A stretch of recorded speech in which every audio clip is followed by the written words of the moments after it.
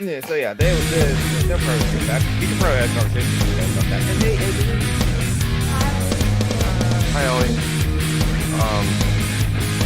Yeah, I think that there's a big race this weekend. I don't know if it already happened. And watch the highlights that recorded this probably. I have my YouTube. Yep, I have my YouTube on, so it's like I heard the opening music more than I heard myself talk, which that's not a problem. Everyone, hello, lads, lasses, and NB badasses. Welcome to the start of Social Justice Alchemy, the live stream version of right here at the Alchemy Batches. Right now, John Brockman eating a sandwich, and me, Summer and the Geek. But this is the second Sunday of the month, so we are joined by our Patreons. So, Tim Mataka teacher, say hello. Hello, everybody in the chat. Hope you're having a good weekend. Yeah, I hope everyone has a good weekend too. And our friend Ellie, say hello, Ellie. Hello, Ellie. He did the bit. Eli. And we then doesn't matter. Okay, so see, it doesn't matter. See, I'm my real name's Jonathan, and I go by John, and people are like, oh, which do you prefer? It's like I John or Jonathan, so long as it's not Johnny. But it's like, but you gotta have a preference. Like, actually, no, I don't. You're Yanny. And sometimes when I say I just don't like Johnny, I don't mind Johnny so much. But when you ever say I don't like Johnny, there's always that one guy goes Johnny. But there's that song. It goes like go, go, go, Johnny, go. So hello. As we all know, a white man went back in time and gifted that song to the black man who invented it. Oh God! Oh God! Yeah, that's the worst part of Back to the Future for sure. Wow, that's right. It's the Green Book all over again. And that white man was from Canada. Honestly, the incest was the best part of that movie. Almost incest. Yeah. It's just like those games where it's like, oh, she's your maid and you are her client. And this other woman is your tutor. But you can fill in those roles. I was trying to say more. But welcome everyone in the chat. I see David Scott, I see Mitchell. I see Mitchell is going on about the UK again, as like John Brock mentioned before we were live on the air, just like you almost lived there. And hey, Jordan P. But we would like to thank our other patrons, Flora, Marty, Tim, of course, Ellie, try and go off of memory. The fuck boys, of course. Von You don't have to go off memory. They're right there in the screen. Oh, boys, yeah. Tim, Von Rack, and Joe. Mylan, Yo. It's Flora now. You did change Flora, yes. It's probably still like Mylan in like the Patreon thing, but like her name, but not on the screen. That says Flora. It does say Flora on the screen. So how is everyone? 7.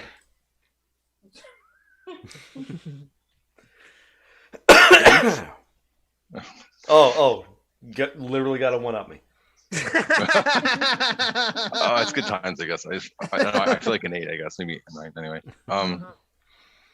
yeah, that time of the year again. The stolen pagan holiday, used for Christian purposes. Motherfucking Christmas trying to make me late for work. Yeah.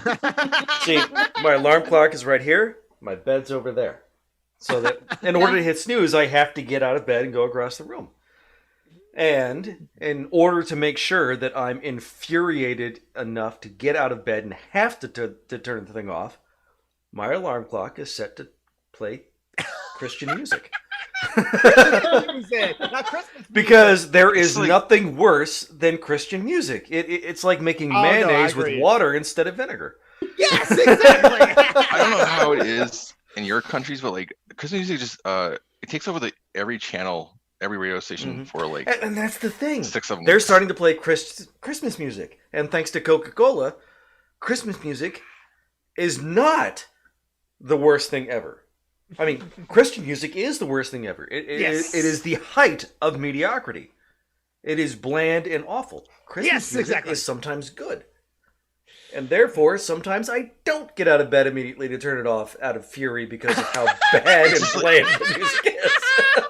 I remember I was driving the other day and I was thinking, like, these songs are, I told my wife, most of these songs are so old. The phraseology in them is like, it's not even used anymore, you know? And it's just, it's beginning like to look a lot like Christmas. Tell the darky to bring in the tree. Yeah. I mean... I forgot about that part. I know about the like. No, I made that part up. Just or like it's baby, it's cold outside. Like that song that like rewriting. Oh so bad. God. I had a discussion about that this week on the Facebook. Somebody said it's not a date rape song. If you do think so, I'm going to unfriend you. I was like, look, the song is ambiguous. It's fair to have a serious discussion about this. It's a product of rape culture. You know, back then, women couldn't honestly say they wanted to fuck, so they had to pretend, and therefore, people had trouble. It left men the wiggle room to say, oh, she was saying no, but she was playing hard to get, therefore it was okay for me to sexual assault. Yeah. Yes. You see that. And like, she said, oh, don't try to explain this shit to me. Your sexism is showing.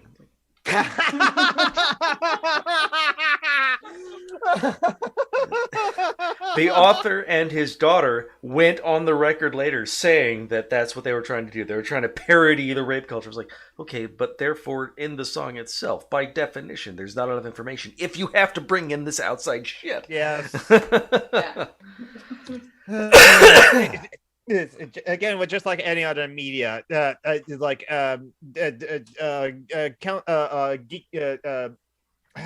geek councils or something like that.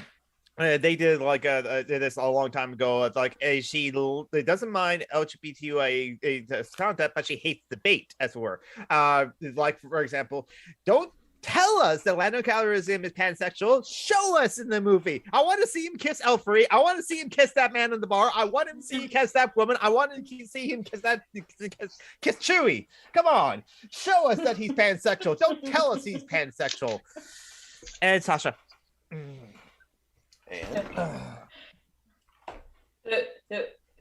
dog and his cat is back. Kitty cat. Oh, hello, Wesley. How you doing, Wesley? He's doing the best. He's always doing best. Mm-hmm. Whereas Sasha is always doing... He's always miserable, I think. He's just never happy. His food's never good enough, and my legs are never raw meat enough. Is Sasha still chewing on your legs? Oh, attacking them every chance he gets. New York is not an X-Men song. I don't know that. Other than like New York exceptionalism and New York City exceptionalism, because I do have a friend that's in upstate New York, and they hate it whenever like people just say New York when they mean New York City, as it were. Or not everyone's from New York City. It opens with the line, "It was Christmas Eve, therefore it's a Christmas song," just like Die Hard is a Christmas movie. Well, Die Hard is an excellent Christmas movie. That actually kind of like a hit on something I want to bring up, because like one of my other favorite Christmas movies is Tokyo Godfather, and hopefully this link is not too long enough to share. Oh, way to be racist. But speaking of like Tokyo Godfathers, one of the writers of that movie, Hito Nabun, Kito Nabumoto. Oh, I was about to say we were not looking at your wall. We were looking at your window. I was about to get upset. But since I mentioned Tokyo Godfathers, I'm Joe. I'm sure you're familiar with Tokyo Godfathers, but like Kito Nabumoto is one of the writers of that. She passed away at the age of 57. People are familiar with some of her works because she also worked for the I use Kotaku saying that like this is a cult anime series of Cowboy Bebop. Oh, how is Fairy Tale about New York is about the Irish? Fuck the Irish, therefore fuck that song. I've decided to be racist against the Irish. That's what I'm going to do next year. Well, Kotaku constantly fails at being Japanophile, so, you know, that sounds shocking that they say something like that. Yeah, it's like because like no, the anime series is hugely popular. Everyone, non-anime fans recommend like that anime series to non-anime fans as well. So it's like cult anime. No, a cult anime series for something like Serious Experimental Lane or like Cat Soup or something like that, or Mind Games. There's like it's shows that like people are not familiar with, but everyone knows about Cowboy Bebop. But anyway, so that's one problem I have with this article, but that's the minor. But she also worked on in Carol and Tuesday, Samurai Champloo. She worked with like Shinjiro Watanabe, who was the showrunner for Cowboy Bebop, Samurai Champloo, Space Dandy, and all those things. But she also worked with the legendary director Satoshi Kon. I do like that part about that this article. So unfortunately, she did pass away at the age of 57. So it is like a bit of a loss to hear that. She didn't get to rewrite the Love Blue Girl series. That's a shame. No. Hentai deep cut. Yeah, no, that one is a cold one. That one, only some people would know about that. But amongst tentacle porn, yes, that was one of the more high school girl fucking demons. That's. But the thing is, like, that's not the only one of high school girl fucking demons, because there's also Bible Black, which is well known enough that was actually on the hard drive. That's a high school girl fucking futa demons. That's right. That's right. No. Oh, God. I hate it when I get out of my depth on anime, but you guys hit it. It's social. We just described all Alchemy. Anime for you. They're fucking tentacle demons or futa demons. I mean, you like hit a point where I knew it's all 14-year-old girls doing shit with demons. I mean, Yeah. At least with Bob back there were like 16, because they're definitely high school, at least in that one. Definitely high school, but the blue girl, the English dub, they raised her age to 18. they did. They often do that. They often do that. Yes. I just like the idea of being racist against a very, very specific ethnic group and none others than that. What you were talking Fuck Kazakhstanis. Let me just say it right here. Like, you just assume that they also had a problem with like Scots and it's like, nope, just Irishmen. And the post office. And I was trying to think of an example of that, and of the Japanese hate for the Irish. Comrade Ibot, I don't know why is it we always talk about technical porn while you're at work, but it's just perfect. Look, tentacle porn is universal. It is, everyone loves the tentacle porns. But again, I have known a couple of like sex repulsed people who are like, okay, tentacle porn does not trigger my sex repulsion. It's weird how that happens. I think people think that Because hentai is like just tentacles, but it's actually a lot more diverse than that. Don't Well, ask me how I know It that. absolutely is. There's also invisible people Oh Yeah. raping there's high school girls. It's always high school girls.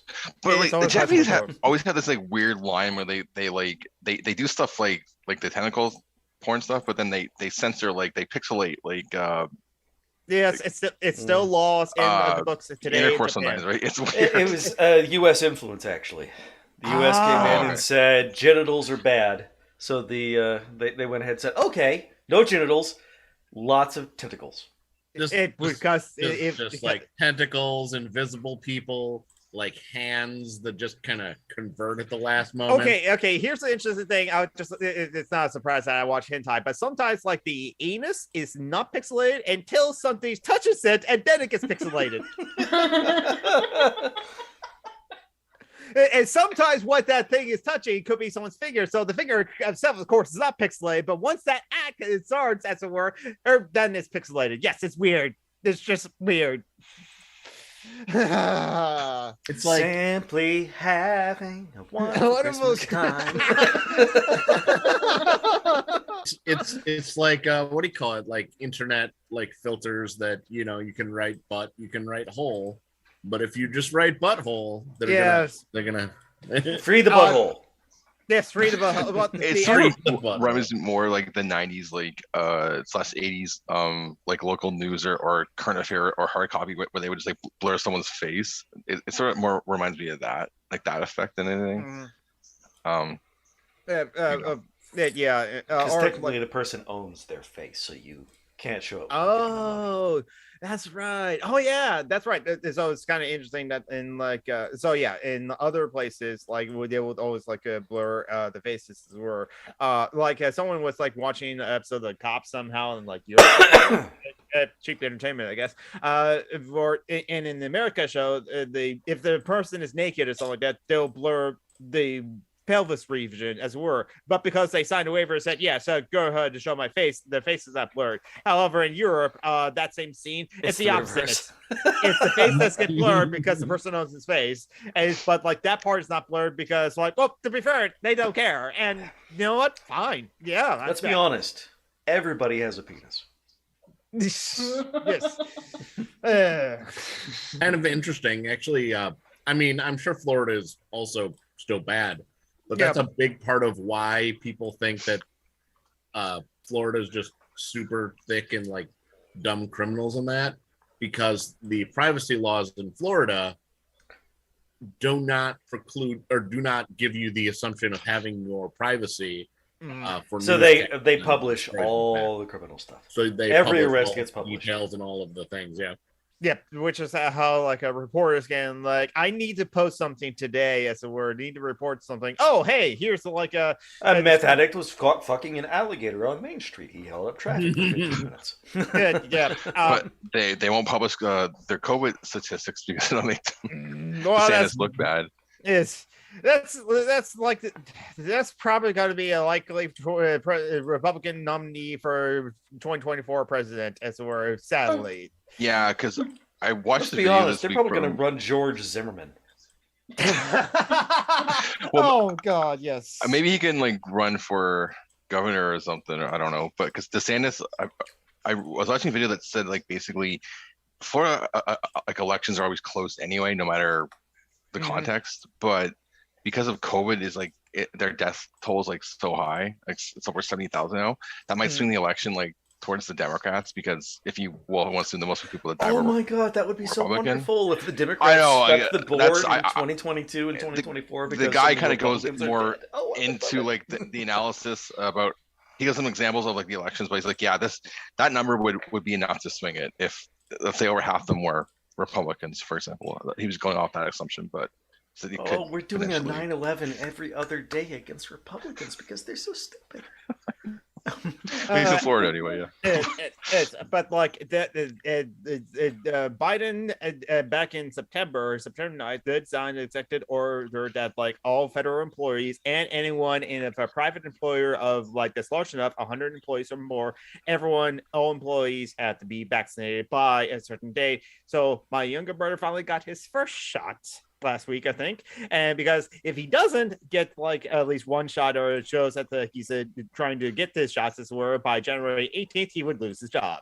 I actually have more information on this because a lot of that's happening at my job too. Because even though I work in healthcare, a lot of my coworkers don't understand vaccines. Anyway, there is. Yeah, it turns out that nurses they just. You have to go to night school. They don't actually get medical license degrees. Oh, and also CNAs who just have a most of long course. What do you call it? That is currently currently being handled in the courts and being reviewed. So there is, unless that case gets settled before that date, that won't be able to go into enforcement until it is reviewed whether or not that mandate is constitutional. Right, but of course, like, but a lot of people in preparation for whether or not it will be have the Supreme Court says no, it doesn't. You can't mandate the thing because people need their bodily autonomy. Women have to give birth. It might actually go through stay in because the way the mandate's going. Essentially, it's saying that the federal government will not fund any Medicare program, any program that takes money from Medicare with more than 100 employees that does not make their employees get vaccinated. And because it's just withholding money, there's a chance it might be able to get through on that loophole. Because otherwise, a federal mandate for vaccines that was enforced through, we're going to force you with like guns and cops and that, almost certainly would be declared unconstitutional. Let's be honest. This Supreme Court will come up with any justification it wants. Oh yeah, yeah. It wants because it's full of fucking completely bumblefucks. It may not even hit Supreme Court right now. It's in the district system. Mm-hmm. Tim, you're about to say something as well. Oh yeah, like basically almost my entire immediate family caught COVID this week, but they live in a different province, so I haven't been around them. So yeah, so it's like my parents and my sister and my nephew caught it, all of them. So I think they're okay though. My mother's a little bit further along because she's probably they're not okay. They're Canadian. That means they're sick and weird. Oh yeah. They're probably all secretly tentacle monsters. We could do the whole podcast about the U.S. and Canadian stereotypes to each other, which would be pretty funny, I think. And the post office. And Kazakhstan. Yeah, the post office. And Kazakhstan. Those damn Kazakhstanis in their Borat movies, anyway. Did anyone else? They make wrong bagels.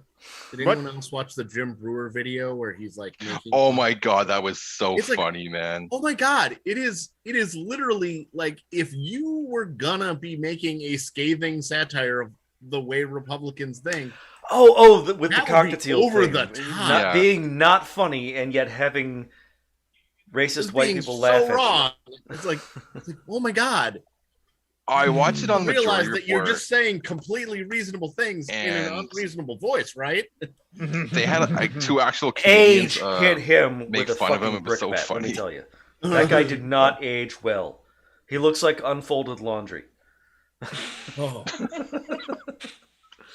I was just looking. I was like, "Oh my god, he's being serious." Oh yeah, that's the hilarious part, and the boomer, mostly white audience laughing at them was also pretty funny too. Because they're all like middle aged at least, for the most part. I might have seen one person of color except for in Charlie there, Kirk and Ben Shapiro. Yeah. And Matt Walsh, I guess, too. But anyway, Matt Walsh is. Here's our token young person with his tiny face, and here's our token Jew. We'll save him for last. Here's our token gay in Milo Yiannopoulos, but he's not that popular anymore. So like we pushed him off to the side. we pushed him up against the wall. Let's be honest. we threw him into a few lockers too. But anyway, hey, Groundhog. Yes, fuck the Salvation Army, man. I absolutely agree. Yes. Yes, that's your title of the thing. That's right, because I read it on your Facebook. That was like a friend suggested, like, "Hey, why don't you donate to the Salvation Army?" Anybody in lower the coastal South Carolina region want to help with the Salvation Army? And I said, they're bigots. And another friend popped in and said, "Hey, be nice." And I said, "No."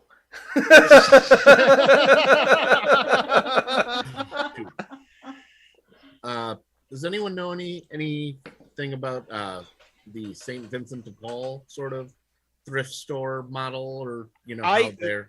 I haven't heard anything about them. I'm leery about Goodwill just because I heard about them a couple years ago. Work is a little icky. Yeah, in a really weird way. What happened was this story was basically it was a bunch of, I guess once a year what they do is that they put out all of their donations of like different like genres, and this was like video game consoles and games. People which were showing up like with like tubs and like buying all the stuff and like fighting over it. So it was like a big news story in like the retro game community. So that's how I heard of St. Vincent's. Okay, so yeah, it's a thrift store. My mom actually used to be a manager of one of them. In like until she killed all those people. Yeah. Joking. People go there mom and, like, never killed people. That is, well, I mean, it's never been proven that she killed all those people. People will go there. Mom, I love these you. like sales, and they fight over like all of like the donations that St. Vincent's is selling. I guess they do it like once a year for different things. And they were like fighting over like game consoles and games.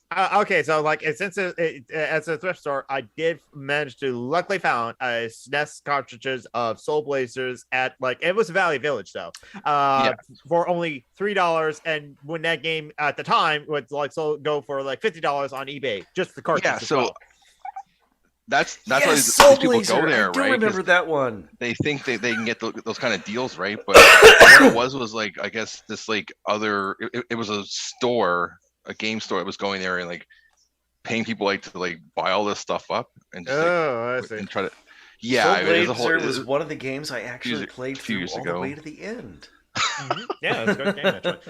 It's one of like the games. Was that the one that kind of switched back and forth between a action? No, that's ActRaiser. That was ActRaiser, but that's by the There's a same new developer. ActRaiser game coming out sometime in the future. Soul Blazer was the one where you wandered around and you opened up new areas. And basically, Soul Blazer is like Dark Cloud before Dark Cloud. If you remember the PS2 games, Dark Cloud and Dark Cloud 2.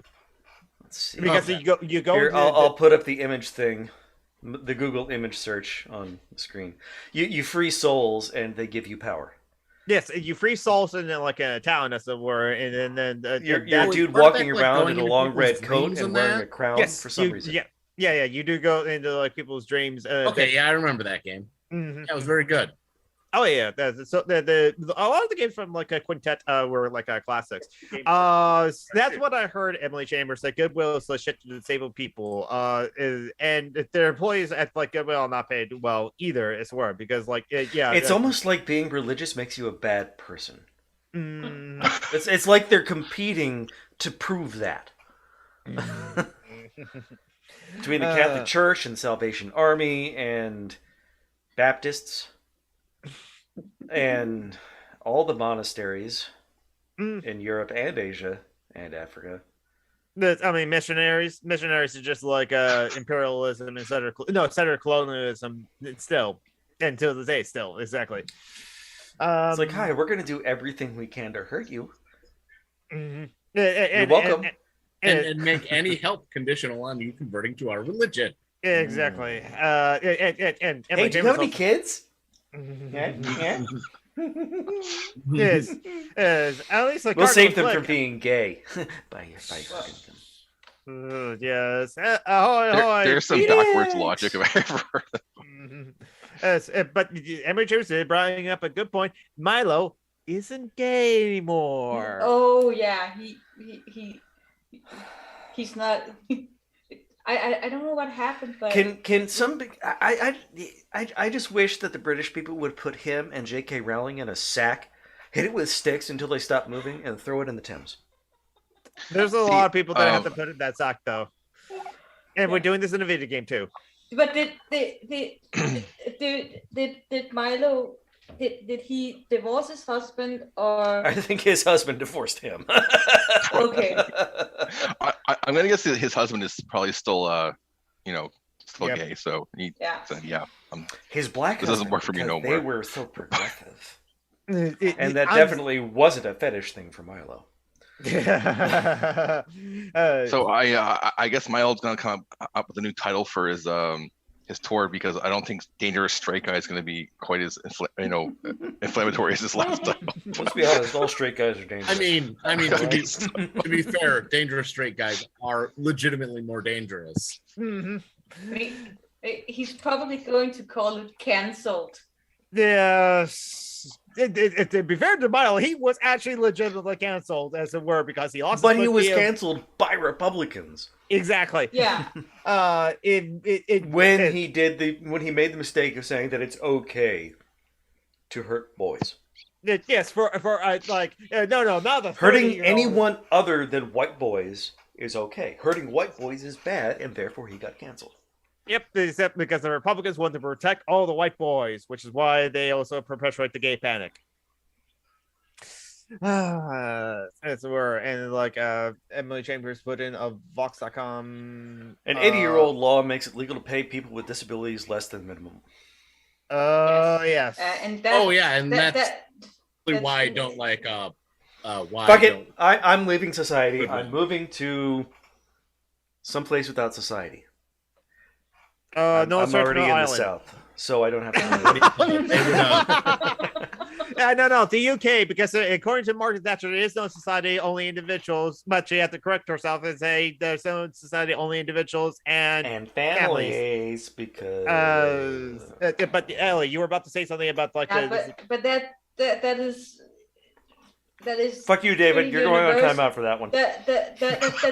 That's pretty universal around the world. That disabled people that they don't get paid very much. When I had that job in that place, I got paid like $2, and then it got taken from my other benefits months later. So it was just like that was why I quit working because I didn't get paid, and I didn't. It was just not worth it. Benefits away from people, like, God, that's so disgusting. The cruelty is the point. Yeah. They're made of hatred. My friend Lynn P who also streams on Twitch. What is TDAP, Phoenix? Trans disabled awesome powers?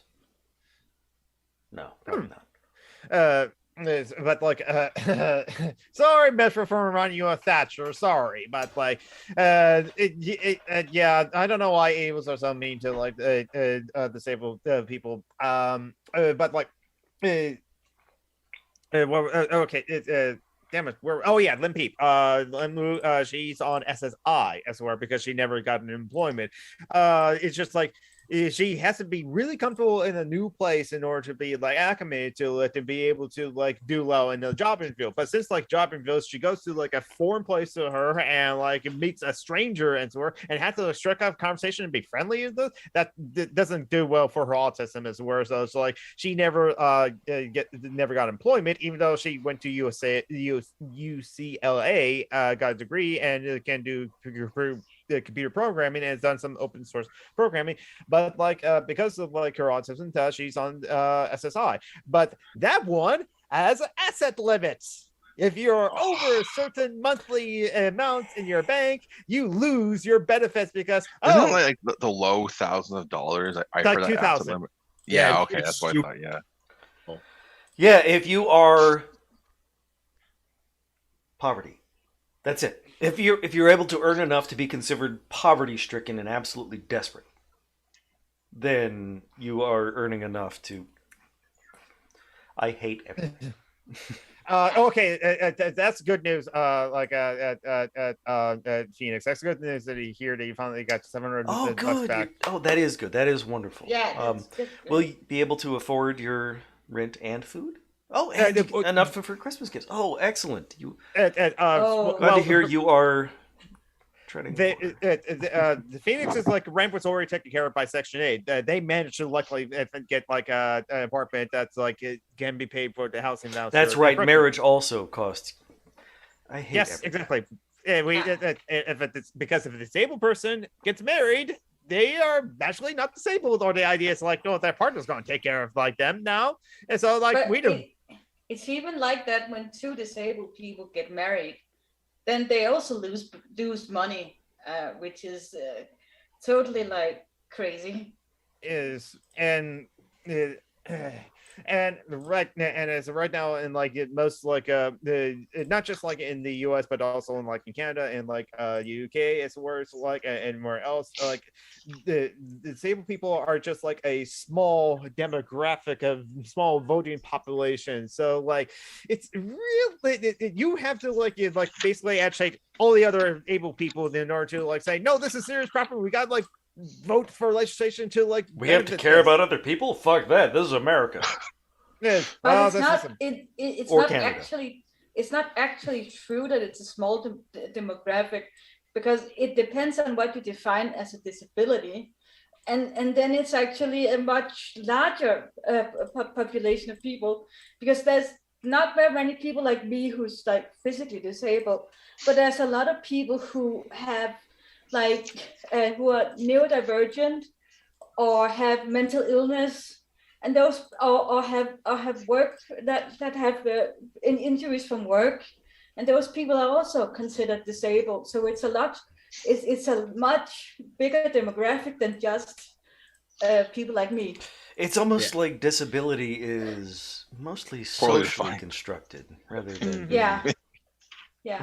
I mean, it's like I know some comrades that like I mentioned, Limpy, she just can't get like a regular job because they're autism. There are many other comrades that like have autism, like, and if their only jobs available to them is retail outside of the holiday season, they can't handle retail jobs. I worked at a gas station for 4 years and 3 months, and I must manage to tolerate it. I love most of the people. It's just kind of assholes that like I just like. Thank God I was able to like choose the radio station. So like around December, I didn't have to like, listen to Christmas music all month.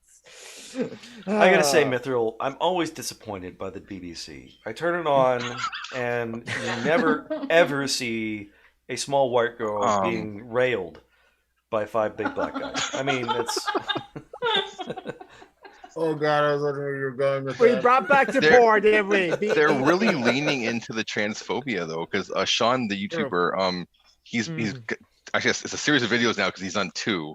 It's probably gonna keep going, but he's like following like this like because he will complain to them about the article. Was it the involving Emily Chambers? I think is her name. No, Emily Chambers is the person in our chat. Yes, there's Emily. Okay, sorry, no. Emily, her last name is Kate. Is it okay? Emily? Yeah. I forget the name anyway. I guess that's not important, but like but yeah, he's doing a series of videos about people putting complaints, and he's like put his own one in, and I guess they have a process. And he's kind of chronicling their response to it, and their response, of course, is very bad, of course, because they, are just don't want to like change anything in their approach to, this author of this article, and it's just really disappointing. But I guess I shouldn't be shocked at all or surprised at all because of the BBC. But it's an interesting watch. They're only about like 50 minutes each, I think, both videos, which is kind of short for him, but Julie. Julie? Oh, Julie's here. There she is.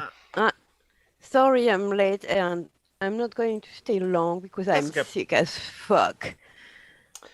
Well, yeah, you're one of the worthless cripples. Sorry. We understand. We don't expect anything. Yes. Since you're here, I'm wearing a skirt. Oh, is that a Van Gogh skirt? It is. It is Starry Night. Yes, it is. Yeah. I gotta take off my. Oh, it's so pretty. Mm-hmm. Yeah. Nice. It is. I got it off of Amazon, so. And for the people who are listening to the thing after the fact, I want to share the pun that Phoenix just commented on. Mm-hmm. What kind of dinosaur writes romance novels? A Brontosaurus. Brontosaurus. I hate you, Phoenix. No, hate John Brockman. Phoenix is the one that brought it up. Well, I mean, I'm sharing it on the screen. It's one of my most recent. I don't hate you, but you know what I mean. And it shows an Apatosaurus wearing an imperial Victorian dress. Yeah, not Victorian, but the one before that. The Enlightenment? No. It would be colonial. The Georgian, maybe? Talking about British eras? Or it shows Red. Somebody said something with the Regency. Regency, that's the one. Regency. Oh, yeah. My romance novels are contemporary and they fuck a lot. Yes. There's another meme I got There were recently. 2 puns in the woods, and John chose the pun last taken. Hi, Joe. All the difference. I don't worship you, Phoenix. No gods, no master. No church, no pastor. It is. But hey, if I were to worship a goddess, it would be Phoenix. It is. After all, Phoenix. I would worship Phoenix's dog. Phoenix as a cat. The dogs were like her family's. Right, dogs. right. Yeah, I just worship my partner / wife. That's who I worship. And not your child.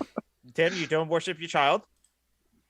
No, he's going to sacrifice his child. That's how it works.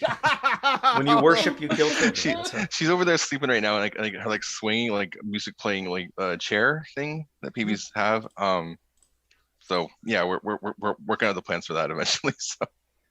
I worship Flora's stupid pizzas. The one she makes when I'm down with 60 different cheese on it. And it's so cheesy that we have to eat it in a pan with a fork. Of course. Because the garnish is so you don't heavy. like puns, but you like other cheesy things. Okay. Be consistent, Julie. She's French. Come on. Of course she likes cheesy things. And wine. And wine. I prefer port than wine. But I'm whining. You like port? That's just wine that you like. If you want to go by the other French American stereotypes, they also love losing wars and surrendering. Cheese-eating surrender monkeys. Yeah, they're both Willie, right? From The Simpsons. You're cheese-eating surrender monkeys. Surrender what? Monkeys. Yeah. Okay. The stereotype is that the French lose all the wars because of I know. World War II. I know, but why monkeys? Because monkeys it's like are funny. English trope. It's like an English trope where they throw in monkey on the end of something when they're trying to insult somebody. I don't know. It's something I've noticed throughout my life that people do that. Monkeys are funny. That's all. I know the stereotype of the surrender thing. I don't really give a shit because. I was trying to explain a stupid English language trope, I guess. The whole monkey. Because I think it's a good thing that we surrendered in World War II because that. Coming out pro-Nazi. Okay. Okay. You know what? Speaking of the monkeys, that reminds me of the NFT monkeys. Oh no! No, but why monkeys? What? Just because monkeys are funny, it has nothing to do with being French. Well, you look like monkeys, all of you. It's just used to run down certain professions to people you climb trees and have we tails. we look like apes. Excuse we you. are apes. We are all apes. But you guys climb trees and have tails. That's just a fact. You're more of a spider monkey than the rest of us. Unless you're an assassin, in which case you're a capuchin. Hood pun. Oh. I have to go back to my home planet now. Canada's not another planet. Just don't get why. I mean, Mormons believe in another planet. It feels like it sometimes, though. Your racism is different from ours, but that doesn't make you that much different. I mean, Phoenix, we don't have free healthcare. Actually. Oh yeah, they are more American than British when it comes to their healthcare. We have half and half. We still have to pay some, but the state pays some of it, so we force companies to use fair prices. I think if you actually look at our healthcare system, it differs from the British one substantially because it's not each province runs their own one, where in Britain it's like one national, hence the NHS name, right? It was like one national service. I know they're a unitary state, slowly being dismantled by the Tories.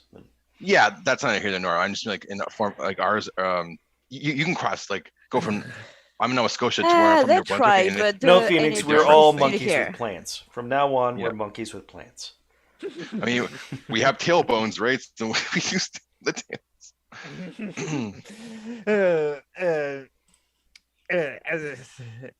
Most of that's true. Davis God, you live up in the Arctic, as it were. So everything almost south of you, everything longitudinally is south of you, as it were. And with you, David, with your cult religious things, let's see. What else? Speaking of news, as it were, Barbados is now its own nation. Yes, they got rid of the Queen. I saw. I don't even know where that is. It's in the Caribbean. It's in the Caribbean. Oh, okay. It's a small island nation in the Caribbean. I know it's an island, but I didn't know it was in the Caribbean. Because like pirates have. I suck at geography. Oh yeah, it's a nice place. I went there one time in my youth. You did a colonialism. Yeah, you I went on vacation as a child. My parents would. Yeah, so you were just brought along to colonialism with your parents then? You're just blaming your parents. I think I was like 7 years old or something. And my sister was like 5. Yeah, so it's like one of our more further away vacations because my parents didn't like to go, that far. They're more adventurous now than in their older age. But when we were young, that might have been just lack of money, though, of course. But I think that's probably what it was. But but Barbados is a nice vacation spot. And the culture there is quite nice too. I'd say it's like one of the better representations of like Caribbean culture if you're into that, of course. I mean, what's also kind of like interesting is that the new prime minister of Barbados, Mia Mota, was in an interview from the BBC, which is like asked, "So, what's your relation with China?" And she pretty much and she replied, because that's the BBC response. Wow, you really? Just, David, I think I'm the only one who understands your joke. It's because Barb. Oh, beard in French. He made a French pun. Bob the bearder. It's shameful, David. I like you, but also really... Italian. And wait, did you say that was shameful? Yes. It was a romantic pun, is what it was. Not just French. It was a shitty pun. Well, all puns. But still, punning in a foreign language is always impressive, even if it's an awful pun like that.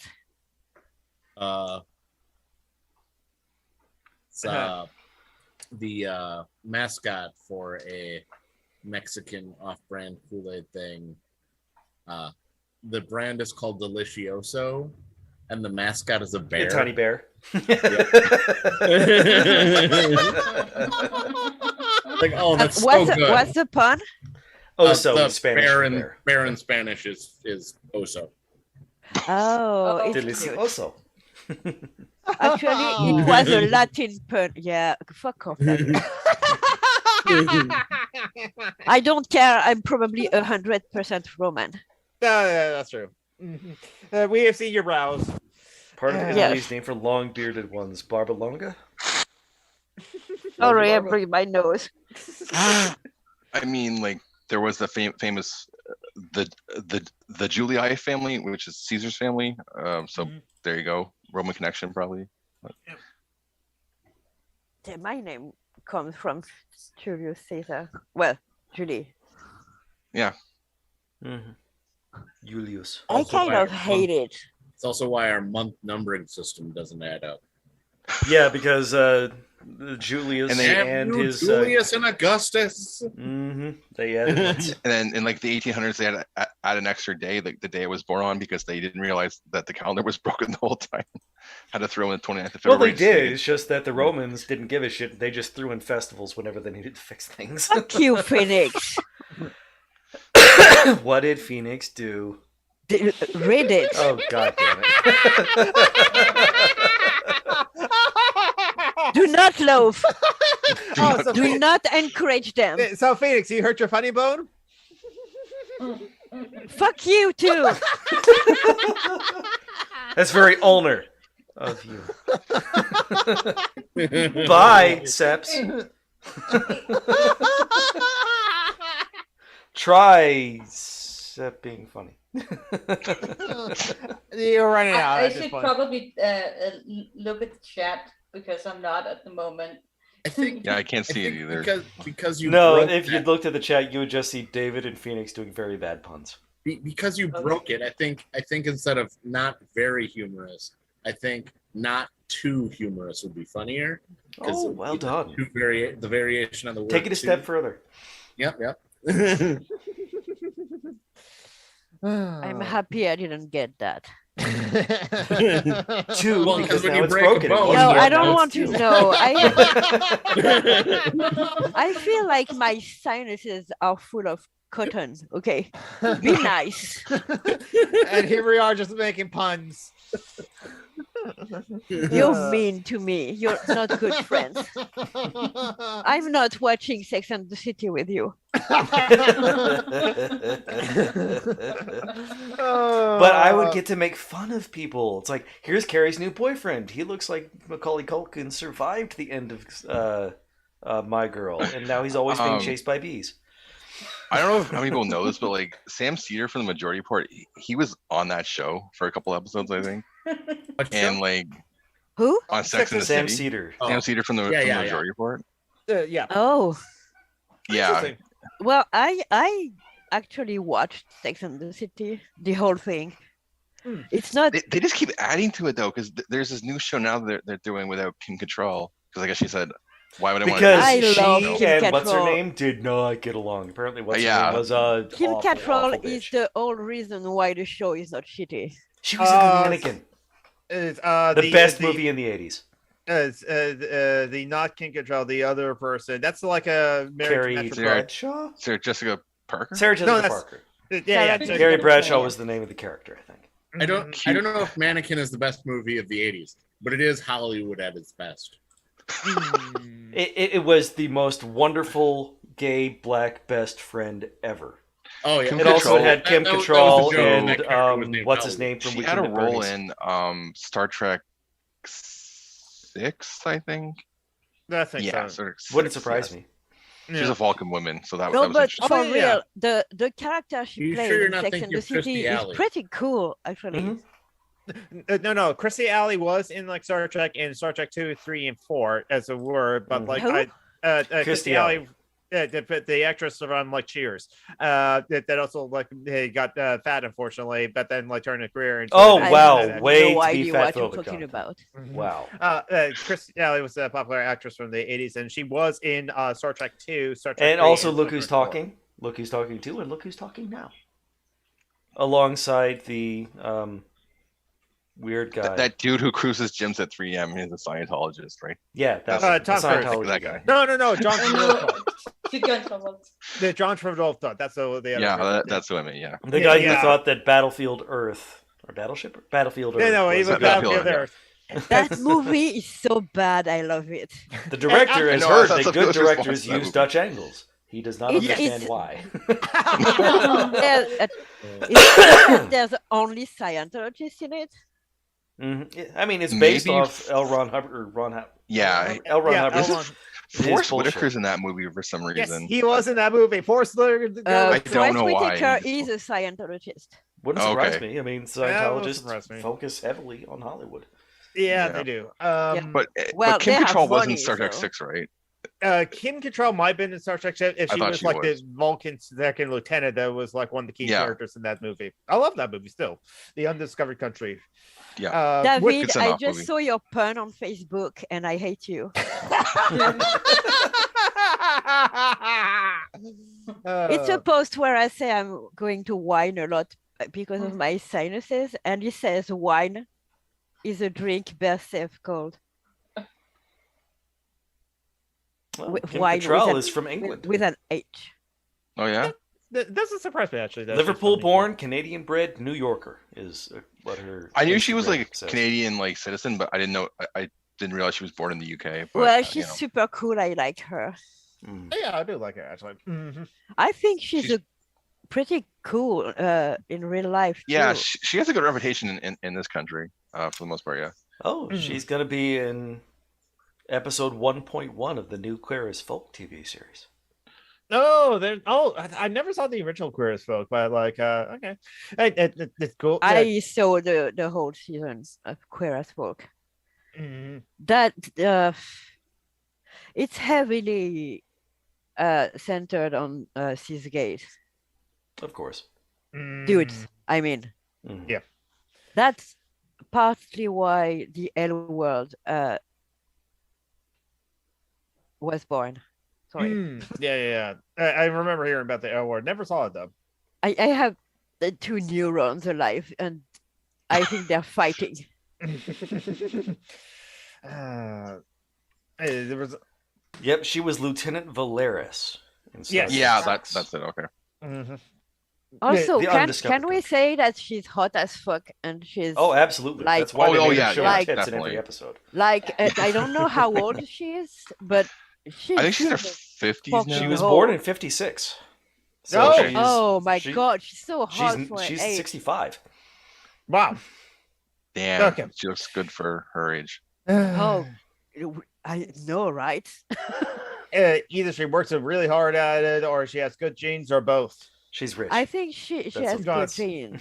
She probably employs a number of methods, to look. When like you're rich, you can afford to I look don't young for a think long she's time. had surgery, but you don't need No, surgery I meant, when like- you're rich. No, I'm sure she, saying like, that has you a get skin trainer enrichment and- things. Yeah, and when you stuff can like have that. a personal trainer, everything is easier.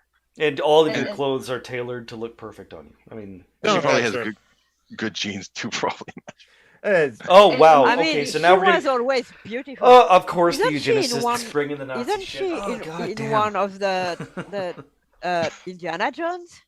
Was she in the Was one she? Indiana Jones? I don't know. I really don't no, know. it doesn't look like she was in any of the Indiana Jones things. Who's that She's been- girl who was the bartender in the? I don't. That was definitely Oh, not Kim Cattrall. No, that was like I forgot her name. Does she look like Kim Cattrall? No, she's I for one haven't thing she has watched- brown hair. Oh, No. I haven't watched Indiana Jones or That was Decade. let's see, her name was Karen Allen, I was about to guess that Karen Allen. and apparently, what's his name? The star. Harrison Ford. And the other guy too. Oh no, George Lucas and George Lucas, and yes. they were joking that when she said I was a child, they were joking. Okay, yes, she was underage when Indiana Jones did his thing with her. And they were joking that she would have been really underage. Yes, Behind George the scenes, Lucas it was really creepy. creepy. Yes, creepy. Harrison Harrison Ford he is an likes ass. really young women. Like that's a common theme. If you look at his personal history. He took advantage of Carrie Fisher. Yeah, that's what I during mean. the first Star Wars when That's she Exhibit was A. wasted. Yeah, that's what I mean. Yeah, there's other That ones guy too, is including not. I mean, he didn't rape her, but Alfred Molina was in Indiana Jones and Raiders of the Lost Ark. Really? Yes, he was.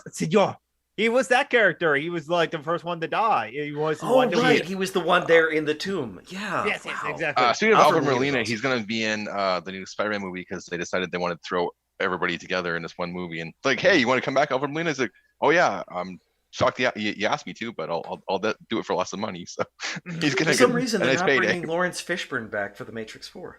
No, they're not. I think I was hearing like someone like say in like a chat to somewhere else that like Lord, they basically like the Lana Wachowski or like the Matrix movies are not doing terrible, are not doing good for like Lawrence Fishburne. I don't know what's the thing. They're bringing like, back what's his name and what's her face, but not Lawrence Fishburne. Yeah, Keanu Reeves, Keanu Reeves and like, Carrie and Moss. Carrie Moss, yeah. That's right. Mhm. I'm not going to talk about the Matrix. I'm going to be very rude. Okay, I mean, Yeah, it's like, Carrie Ann Moss has also aged very, very well. She's actually yeah, amazing. I mean, she always looked good, so. Mhm. Mhm. But I Isn't mean, she it's been related 20 to years Kate since those Moss? movies came out, and she still looks good. Maybe it's possible that Carrie Ann Moss is related to Kate Moss, but like I'm going to like, Kate Moss, the supermodel, is that? Yeah, Yes, yeah. Hair when they she- are. They don't look I wasn't alike, sure. I'm like, okay. but they are the same build and Yeah, they're like Very tall and- structure and yeah. Yeah. No, Kate Oh, Moss but is we're- not tall. She's one of the shortest. No, Kate of Moss the- is British. Okay. Carrie Ann Moss is Canadian. No, Okay, we're so like they're Kate not Moss related. CPA in Missouri. Okay. Okay, so a bit of a change of the topic. Where is it? But a bit of news from the UK. So I'm sorry, Mithro, but I know that you are like I'm real upset about this news too. New powers in the Borders Bill will create a second tier category of British citizens. What? What? Yes. Did anybody see that ridiculous video of old Boris Johnson just like a cop, like he thinks he's a cop or something. And Boris Johnson doing weird things is just like, no, I have not seen any videos. Boris Alexander de Pfeffel Johnson supports the police. I'm surprised. No, it's just like they were trying to interview him about Brexit and the border, and he like wearing all this like police paraphernalia, like he thinks he's a cop or something, and people are like making fun of him. So the Brits, the only thing they got from India was the caste system. Pretty much. Well, there was a lot of economic exploitation too. Oh my god, they got curry too, and the majority. Well, I'd say that they got a lot of. Don't forget the majority of the Indian. A lot of Indian like blood and sacrifice because they had them fight their wars for them too for like 400 years. And there's also the Bengal famine. Yeah, they got a lot of their grain. No, too. But really. Yeah, so no, that's because that article is infuriating. I'm shocked. I don't know why I'm shocked because the state of the world right now is, I gave up on so reading the news anywhere in the world. I'm over all of it, honestly. But that is, oh my god, it's is going to do with the support. That's a little Nazi-ish, isn't it? Yes, it is. It is like absolutely terrible. It's like a Priti Patel at the I mean, like, Home Secretary. Is that? I don't know how that would be even like legal at all. I know the British Constitution is not written in like one document. It's kind of in separate. Well, now that they're not in the EU anymore, they don't have to respect the laws of the EU. So I know, but like I mean, just like the British laws themselves, the British laws are. I mean, they separate the lords and the commons, so they have already kind of a caste system in place. True. Not really, but welcome kind to of. Britain. We're going to fuck you horribly with this knife. No, that's it. Wow. That's all we're going to do. That was interesting. But I shouldn't be shocked because this is the country that basically has provisions where they can strip someone's citizenship away from them whenever they want to. Basically, they did it to several people who were had ISIS fighters who had survived. They did. Yeah, I remember hearing about that. Those who went off to like fight ISIS or like one. Yeah, or gone to marry ISIS fighters or whatever who survived and they had their citizenship stripped away and they couldn't come home. Or also like people who also went to like the Internationalist Commune in Rojava as well to like assist them because Rojava Britain, is where freedom was invented. I thought it was America. No, we perfected it.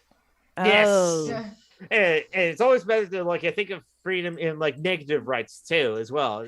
I mean my country is the country of men's rights, so that's true. Which is very funny when you live here.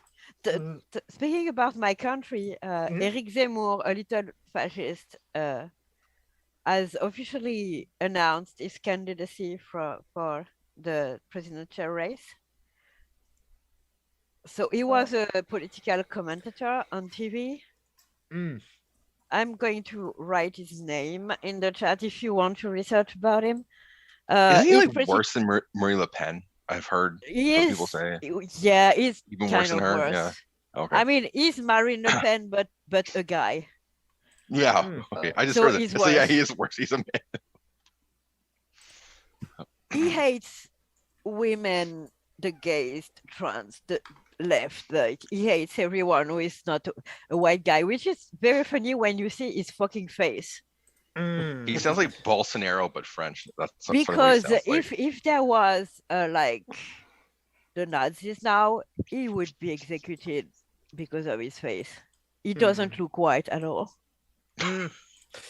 There's something funny about like these like far right types and fascist types. It's where it's just like, did you really think that they were white? You'd be lucky if you consider that. Come on.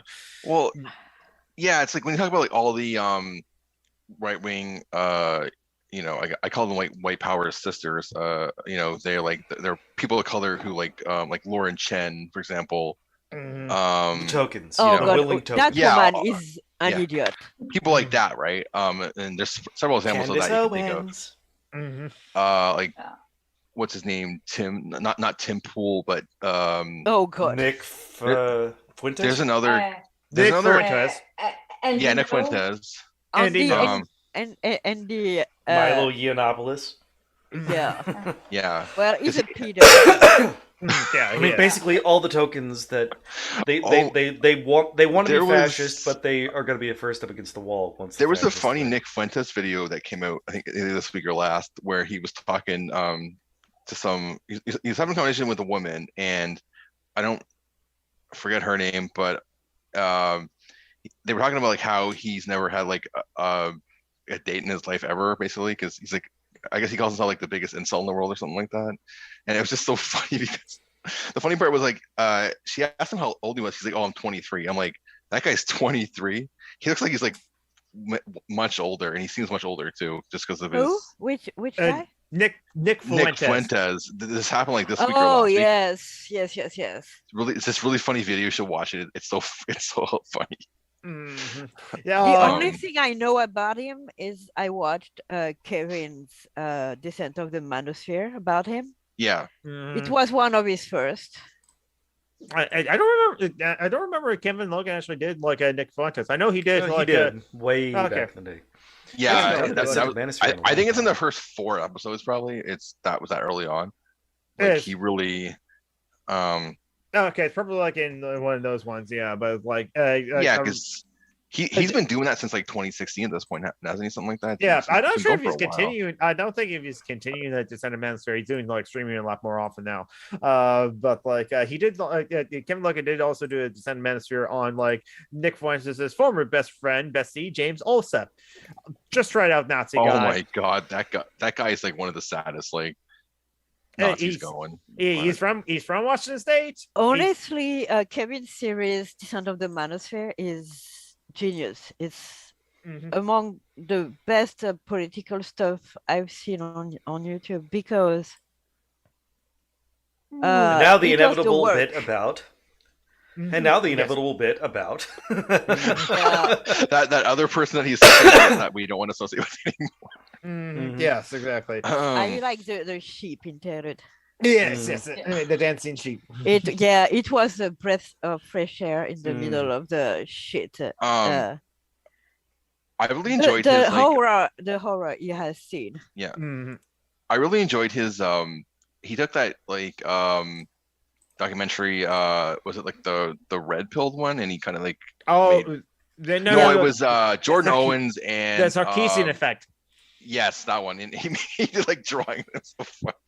I remember Kevin has an awesome sense of humor. My only problem with him is his audience. Yes, exactly. Yeah. I've stopped watching and him Christy because Winters. he only does. He only does live streams, and I don't want to. Yeah, you don't want to interact with Kevin Lowe's audience. No. They're assholes. No, they're so awful. He's awesome. I love him. Honestly, he's a friend. I consider him a friend, but his audience, no. Yeah, exactly. I miss his other videos actually. Yeah. Not live streams. They're right. Not sure if I don't think he'll be like a. His readings of Warcup's books. Yes, so funny.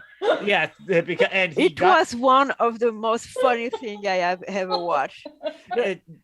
The repeating humor with the commas. Honestly, it was so funny. Warcorp 666 thinking that he can just write a book and then be his own editor and just doesn't really like he really made fun of Warcorp's really good. I guess it's not that hard though, but because the guy's basically comedy routine incarnate, because he is the living embodiment of the tweet where a guy says women never have sex women never have orgasms when they have sex. Yeah, not with you, dude. Some men just cannot help but tell on themselves. I mean, War Corps 66 literally said to the lines, "Hey, we hunted the mammoth." That's the word, which is also the name of David Futrell's like blog. Where sometimes I wonder if it's a character or if he's really that stupid.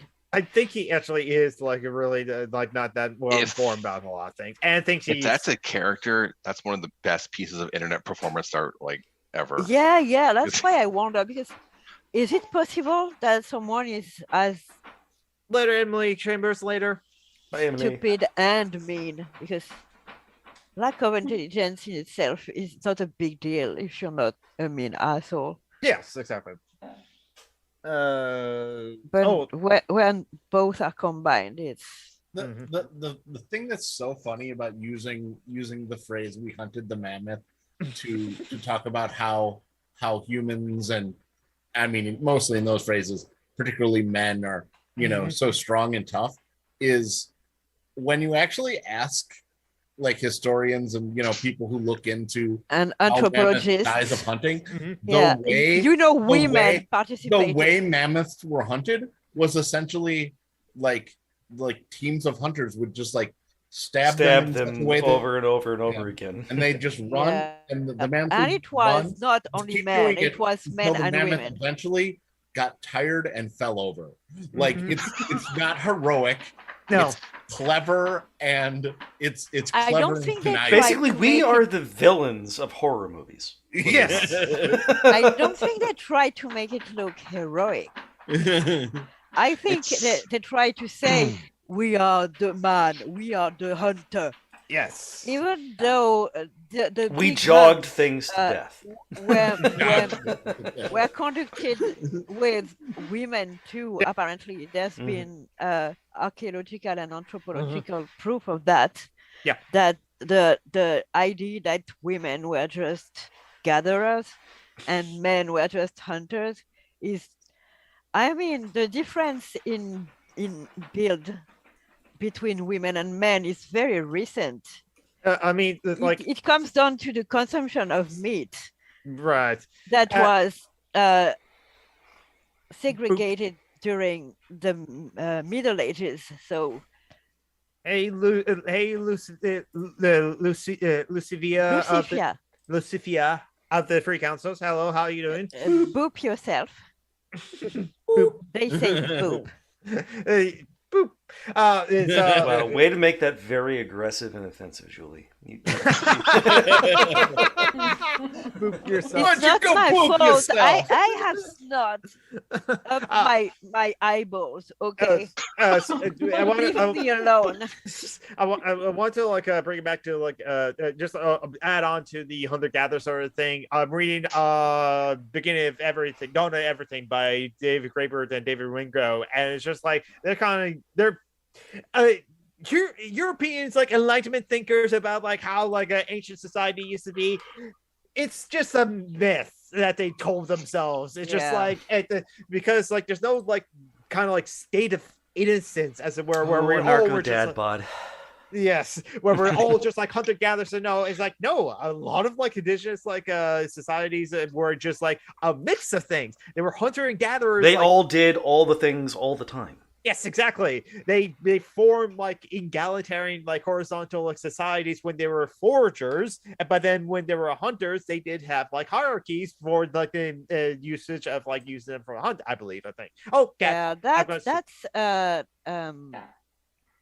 how do you call that? Legitimate hierarchy. Yes, exactly. Because when you need to have a leader, sometimes you have to, but it has temporary, to be chosen. Limited. Yes, temporary and based on skill. Because those hierarchies go just immediately go based away. on immediate need. Yes. And never yeah. Cat. Yes. I know it's a cat. That was so virile, John. So manly. That real men love pussy. What can I say? Cat I ever heard in my life. See, when I arrived, we were all mean, and I was not happy to be your friend. But right now, I am. There's another bit of that news, entertainment news that I heard about. That Netflix has canceled Cowboy Bebop. They're not going to make another season of it. Oh, I thought they canceled Dave Chappelle, and I was going to say, "Oh, that's cool." No, why would they cancel something? A lot of people were saying this is cool too. Like all the Cowboy Bebop fans. I like Cowboy Bebop, so I would have liked to see it, but. Oh, that's right. Yeah. But like only one season. Not on Netflix, but yeah. I mean, John Woo is not John Cho. John Cho. John Cho is awesome. Yeah. John Cho is awesome. No, he was great in Searching, like I said before, and like in other movies that I've seen him in. But like Harold and Kumar Go to White Castle was a genius film. Oh yes, great films. There's like a sequel too. I think a third one too. It was the sequel was Harold and Kumar Escape from Guantanamo Bay. That was a terrible movie. The original was awesome. The original. I haven't watched that one. Oh, that's me, John. Can you send me that picture on Facebook, please? The wibbly wobbly sexy webbly. I will head out to Facebook and meme it to you right now. I'm going to send it in the group chat. That's my sexual orientation. Yes, Lucy, as a free counselor, hunter and gatherers was only a thing because of the material conditions available at the time too. Yeah, and also they were not segregated by sex. That's a myth. Yeah. People did not gender live roles long are very back recent. then, so you had to work with what you had, right? Yeah, people exactly. were there, so everybody must hunt because we have to survive. So. Everybody hunts, everybody gathers, everybody takes care of everybody's kids. Oh yeah, that was not a cat on Joe. Yeah, that doesn't make sense to. I don't know. Viewing primitive societies with today's standards and today's evolution of the bodies and I don't know, prehistoric women, I see them as pretty badass. Yeah. They gave birth in the bushes, for fuck's sake. I often wonder what that would be terribly uncomfortable. They gave birth out in the open. I mean, yeah. No, what I mean is they were incredibly strong. Yeah. I mean, to be honest, a lot of them also died. Yeah. Yes, but that was due to hygiene, not complications of pregnancy, I think. Yeah.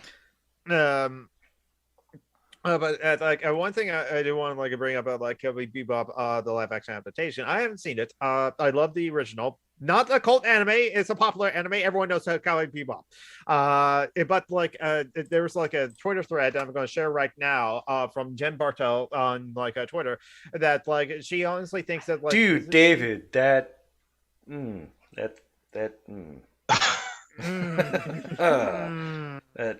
not coming off the way you might want it to.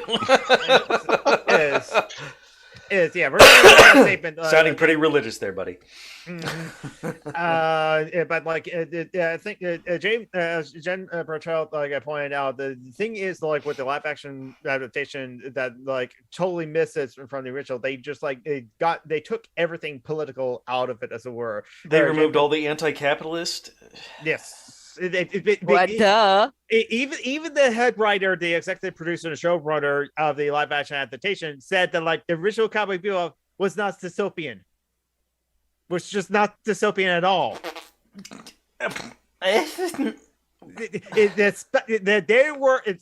Spike and Jed were poor bounty hunters because it's the bell peppers and beef was special because there's no beef, and it's the same people who didn't see the political content in Rage Against. Honestly, the original Cowboy Bebop was perfection.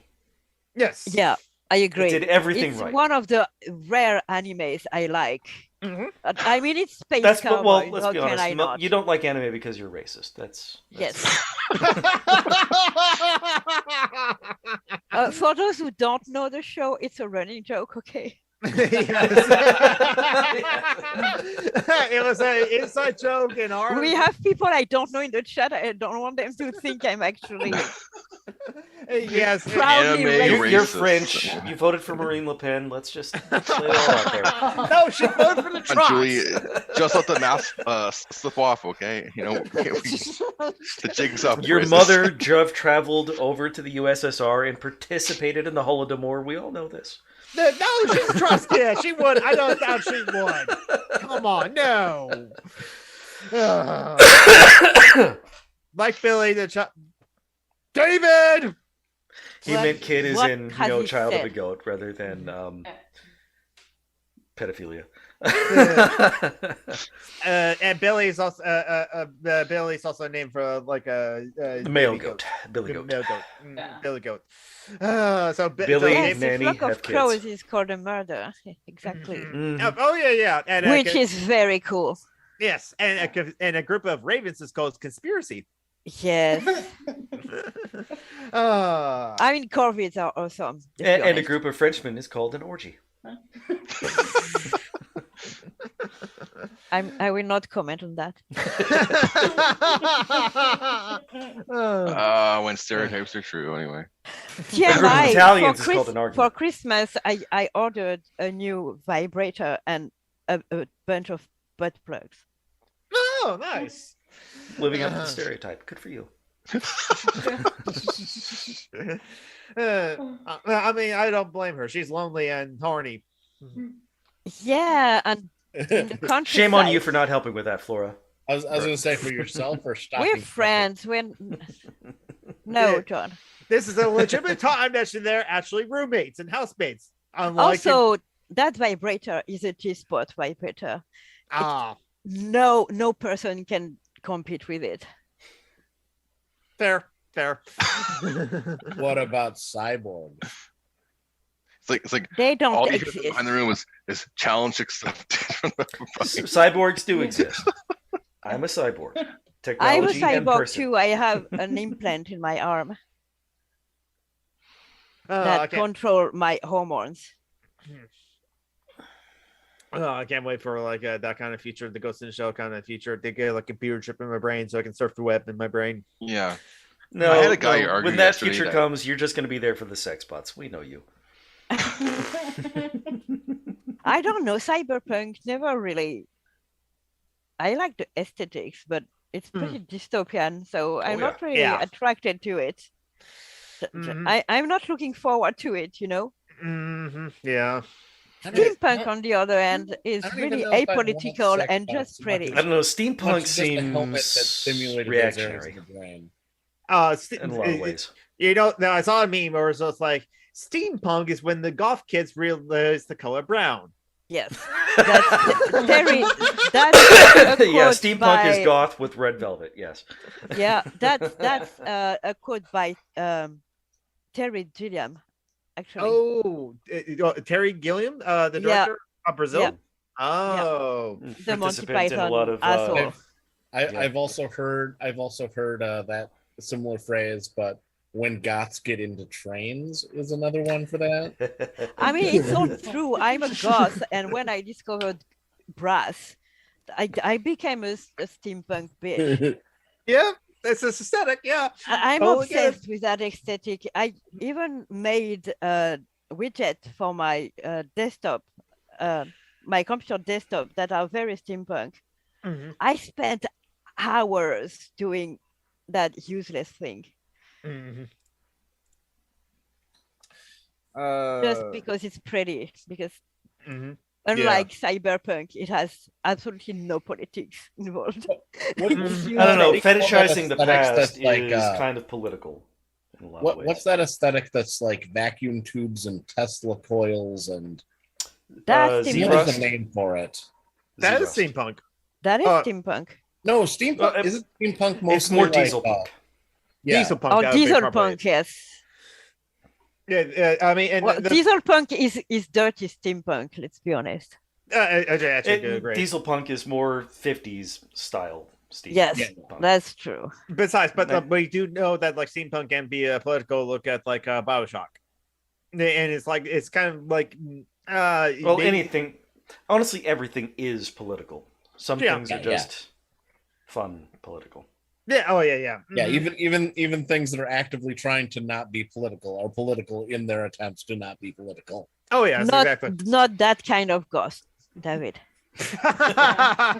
Ostrogoth, the kind that like to be sad and listen to Ostrogoth, Visigoth metal. shops at Hot Topic. What about emo? What about emo? What was that about? Emotional hardcore. That was goth, but with bright colors. It was a more colorful goth movement. Also, goth is a musical movement from the 80s. It's a subgenre of oh fuck, new wave. Yes. It's like slow, sad, industrial. I think it was. No. It's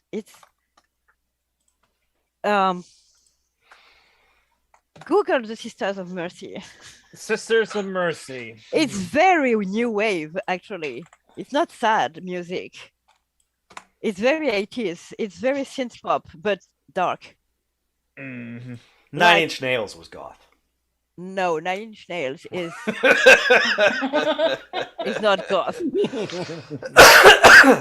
Also, apparently, Trent Reznor is a rapist. So fuck Nine Inch Nails. Okay. I mean, so I hear anyway.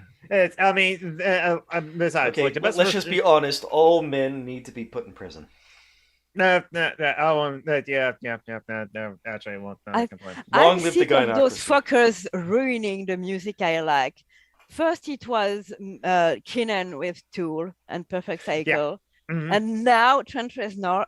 What the fuck am I going to listen now?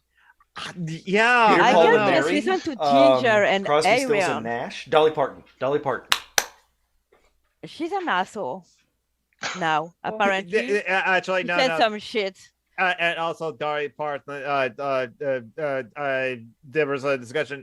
Captain Andy on Facebook did bring up the Dolly Parton being like, "Yeah, not great," and there was like something going on in the Dolly Parton show, segregationist racism, and like, "Oh, how great the South is." People were all over her this last year because apparently she got like $1 million to COVID research or something. People were like, "Oh, she's so great." I guess not. She has done great things for the LGBTQ community too. Oh yeah. Honestly, she's racist. Yeah. Let's be honest. So I have heard about like that, and so it's just like she has said some pretty awful things. Mm-hmm. So remember, people don't have heroes. Kill them. The only good hero is a sandwich or a pizza. Or pizza. But what's the origin of the hero sandwich? Have to do something with slavery or something. Well, it is very white. Yes. There you go. Or depends. If it's a whole wheat really bread. Good examples of characters named hero that are very good. Britney Spears. Like hero protagonist. Yeah. No, specifically ones with the name hero. No, that's the name of a character, hero protagonist from Neil Stephenson's Snow Crash. Oh yeah. His name is literally hero protagonist. There's a lot of Japanese anime characters I can name that were named hero because that's a Japanese. That's an actual Japanese name. Yeah. Because it's like a HIRO. Yeah. Ellie, do you have access to the chat? Spelled HEERO sometimes. No, I'm not looking at the chat. So, I'm just looking at cat Twitter. David says, Ellie can back me up on this. One of Denmark's national anthems mentions bashing the heads of the goths. Yes, absolutely. Between brackets, the Swede in. Yeah. Oh my God. Yeah, it's absolutely true. But that is the royal anthem, not the. Well, of course, the royals want to kill people. That makes sense. Yeah, but because it's about King Christian IV, who was one of our most famous kings. He built a lot of buildings. A hero sandwich is just a sub, Lucifia. Yeah. It's just it's long, full of meat, and They're like a hoagie. But it's there's so much kinky jokes to do with that.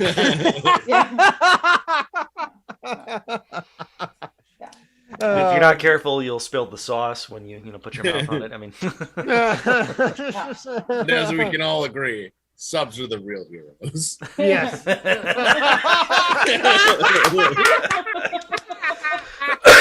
of course, the sub sandwich implies the existence of a Dom sandwich.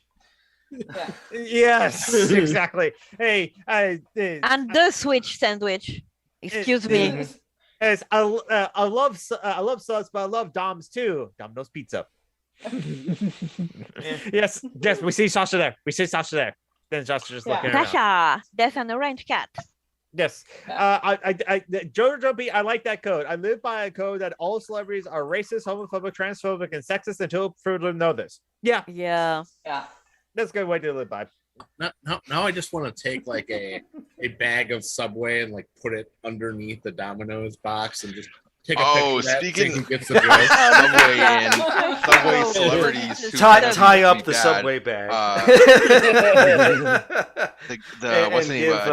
The Jared from Domino's Subway pizza, turned out to be a massive pedo.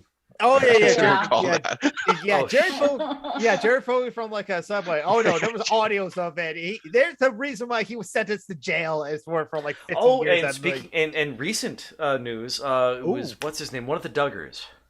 The one who abused his sisters when he was a kid was just sentenced to prison for having. Yay! And I believe his wife was just charged for one of his sisters. What the Duggars, they're 19 kids and counting. I have no idea what they were a reality TV show about a woman TLC who was reality treating her vagina as a flume ride. They had lots and lots of kids. It started at 12 kids and counting, but she kept on chunking those kids out. And one of the older ones, Jim Duggar, I think it was just convicted of having child abuse material on his computer. Okay. And now one of his sisters has been charged with something. And instead of like canceling the show altogether, they just basically took like two of like one of the younger children and they made a new show based on one of the children. But they just canceled that because one of the children was just charged with endangering the welfare of a minor. Yeah. Oh. They're all horrible effing people, man. Like Jordan says 40 years. They probably got charged for 40 years. It's like the cops came to seize his computer and stuff, and they said, "Why are you doing this? What is it about child porn?" He just volunteered that. It is now. Yeah, well, yes, sir. Now it is. If it wasn't before, it certainly is now. Sir, should I reach your right? Sir, this is a Wendy's. Oh my god! I don't understand the Wendy's joke. It's like basically whenever somebody goes, it's just. Somebody goes off on a rant about something, and then the joke is, "Sir, this is a Wendy's," as in you're just ranting about something randomly. Any conservative can complain about. Okay, I get it. Think about. Oh, we lost you. Did Jonathan freeze? Yep.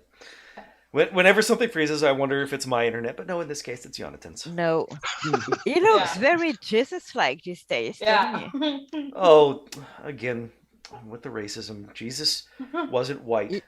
Because he didn't exist.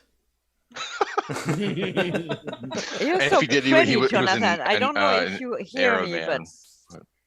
Cat. Oh, that's a kitty.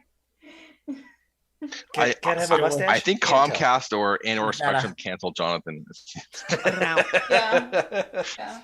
don't know whichever company has the.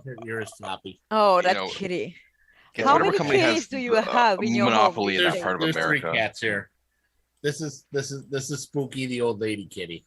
Oh, she's the tuxedo, right? Yep.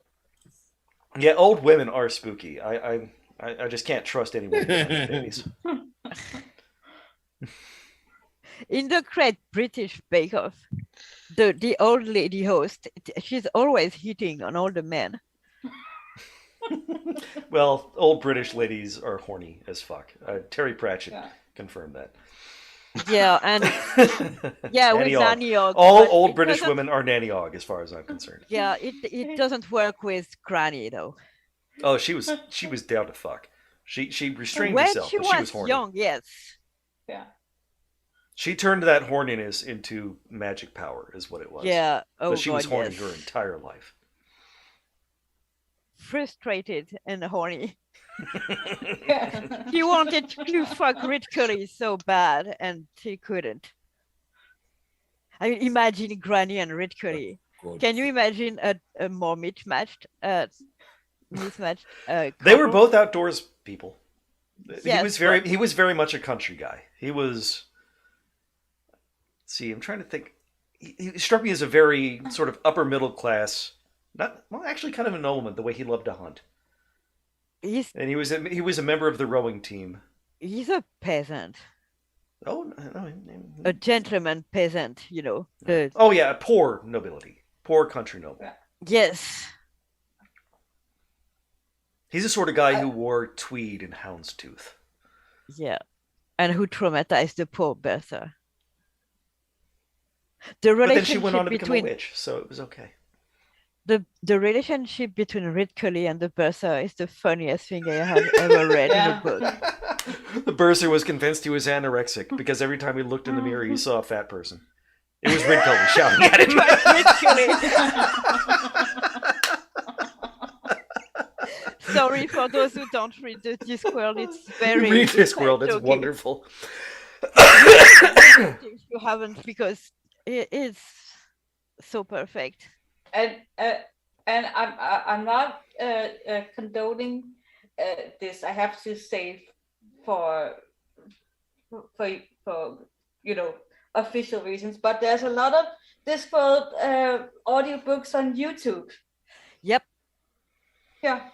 And if you want them, I can share. Yeah. So I found the last few Discworld books not as good. That is. Disease impacted those. Which ones? The last few, you know. I loved the last few. Snuff. Oh, You didn't like Snuff? I mean, it just was it Snuff? Was that's the one where Vimes went to with the goblins? Yes. Yeah, yeah. I mean, the themes were good. It just felt like his writing wasn't. Oh, I tight get and you. Punchy. Yeah, maybe. Toward the end, his characters tended to go on long Raising rants. Steam is one of my favorite, though, and it's the very last. His characters got a lot more talkative, less contemplative. They said stuff. Yeah, I get what you're saying. I mean... I like it, though, but... He's still better than a lot of authors, even at the end, but he wasn't at the same height, I felt. David says the last two are different, but not bad. Yeah, I agree. They are more serious, in a sense.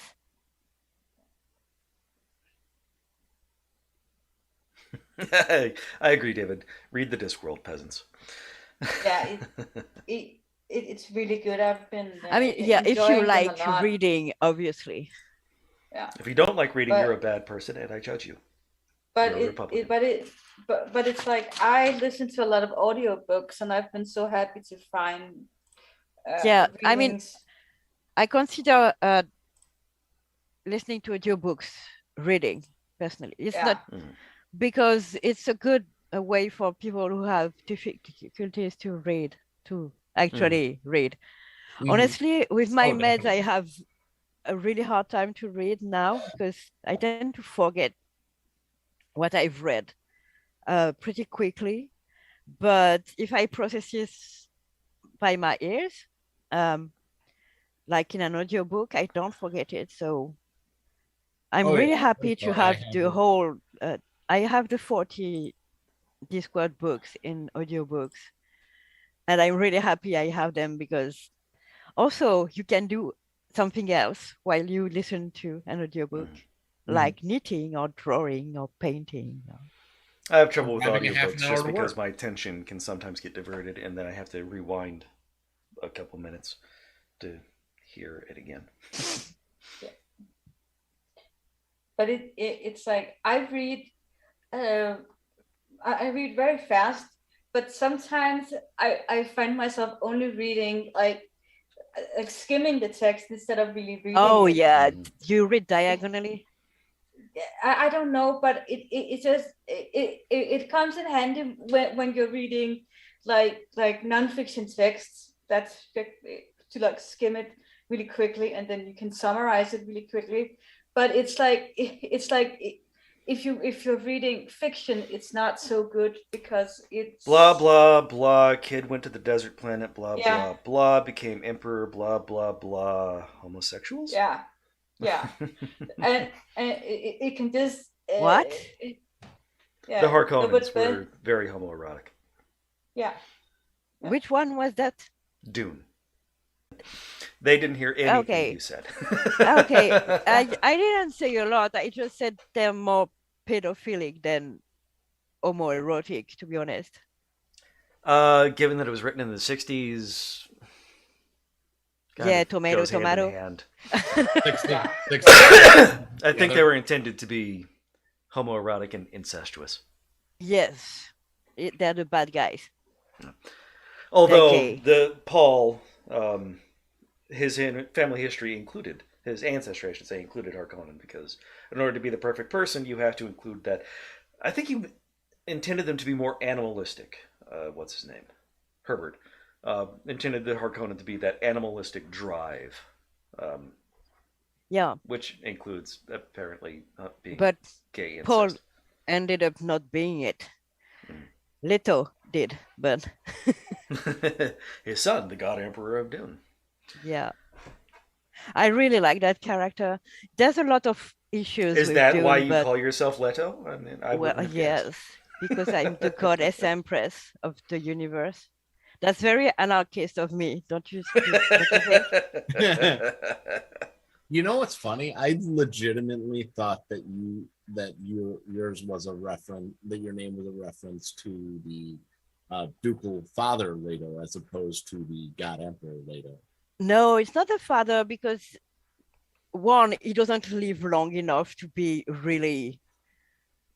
Yeah, he shows up on Dune, he shows up on Arrakis. The little bit where he shows, he's very heroic. Really good character. He's a good guy. Yes, he's a very good guy, but it's not. It's very one-dimensional. Leto, Junior, Leto, the younger, the second. Leto the younger. I mean, he sacrificed himself. He literally turns into a monster to save humanity. I love that character. Eats a lot of spice, turns into a worm or something. Yeah, he merges fuse with the precursors of the worms, and then drinks a lot of worm water. Yeah, and that's a weird way to say he sucks dick. And he knows he's going. He knows. From now on, I'm just gonna call it worm water from now on. I love that character because he knows he's going to be betrayed and killed by people he loves, by his family, basically. Oh, so Jesus archetype. God damn it, Frank Herbert, write something original. Yes, he's a very Christic character, but it's not done in an obnoxious way, I think, like Neo or something like that. He's not the chosen Neo one. was not a Jesus character. He was a trans metaphor, totally different. I know. People can repeat that all they want. I don't see it. With all due respect, Leto, I think it's because you're not trans. Because when you are trans, you hear it like in the dialogue. Maybe. But yeah. The thing with the character of Switch was intended to have a different gender inside the Matrix. Yes, originally. But it didn't end up that way. So yeah. They weren't allowed to include it. As an artist, I know that the intent of an artist is one thing, and how it is received by people is another. And the majority of people saw a Christic metaphor, not a trans one. Oh, so, I mean, the Christ metaphor was definitely there, but yeah, the whole thing was far one, more and maybe it was I don't know. I think it was very virilist. Bye, geek. The only woman, she's a very strong woman, and she completely loses her identity to him by the third this is America. Movie. Honestly, the only movie I liked is the third one because there were robots. So Yeah. I'm really robots not a always fan make of the things better. Matrix. Yeah, that's true. I like the Agent Smith because I'm a fan of Hugo Weaving as an actor. I love him, but I'm really not a fan of the Matrix. Let's say. Also, I saw that website where they showed how the Matrix was as completely plagiarized Dark City aesthetically. Well, aesthetic. I was about to say the story is completely different. No, it's not a story. It's the on a technically. I mean, it's a noir point of view. aesthetic. It's I don't think. No, but there are some stills that are exactly the same. I'll try to find that website. Yeah. See, but I believe you, Ellie, when you say if you are trans, you see it. But if you have to be trans to see it, I think it's not. But yeah, a good communication. I get what you mean. You know what I mean? Yeah, but I don't think it was intended to be that. I just think that it's like it's oh, like okay. I see what you mean. Okay. Yeah, it's a movie about being trans without hitting people over the head with it. Half the sets in Dark City were reused for The Matrix. That's why it looks so similar. Yeah. Oh, okay. I think the Wachowskis kind of wrote it. Woof, woof. Woof.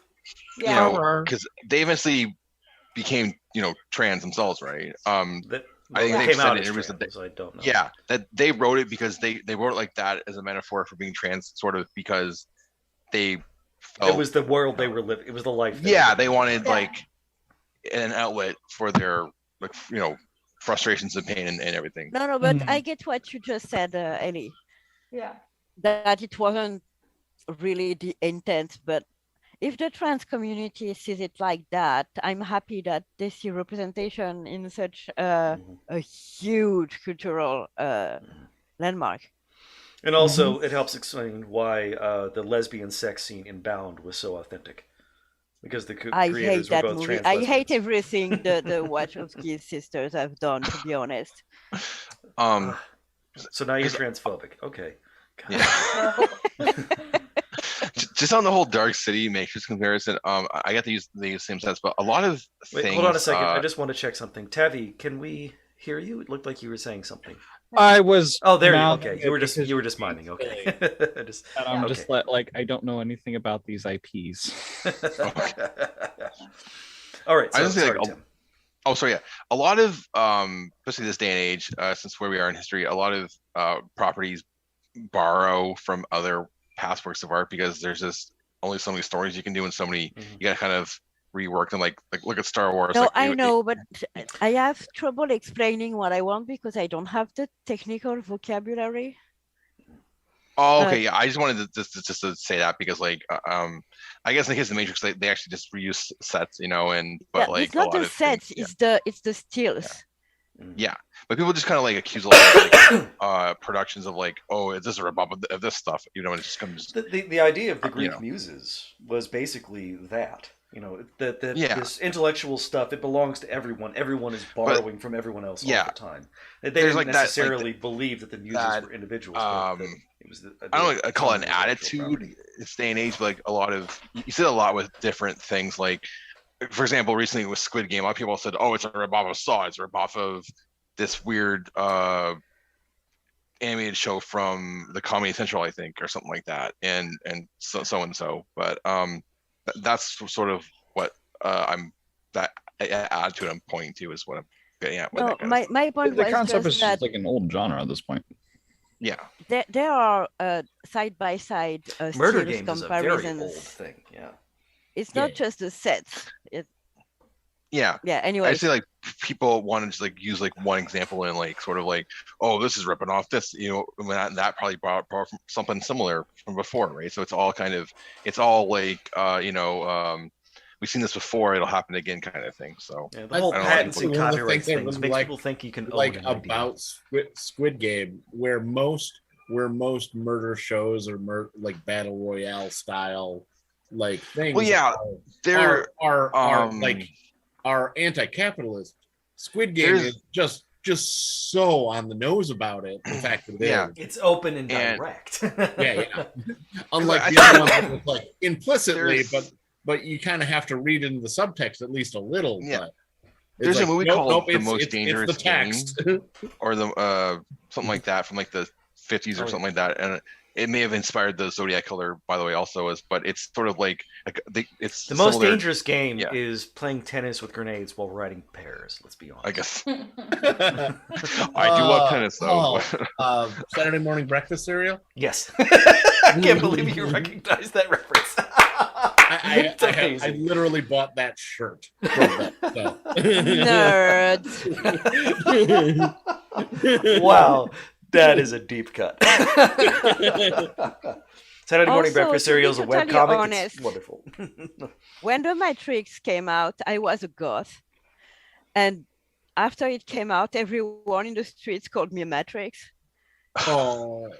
Because You're just jealous of Carrie Ann Fisher for pulling off your aesthetic better than you ever could. The Matrix is an interesting study into how people read into when I was young, I was hot as fuck.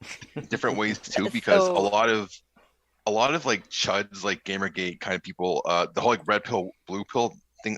That's what. That's they ruined that shit. So it's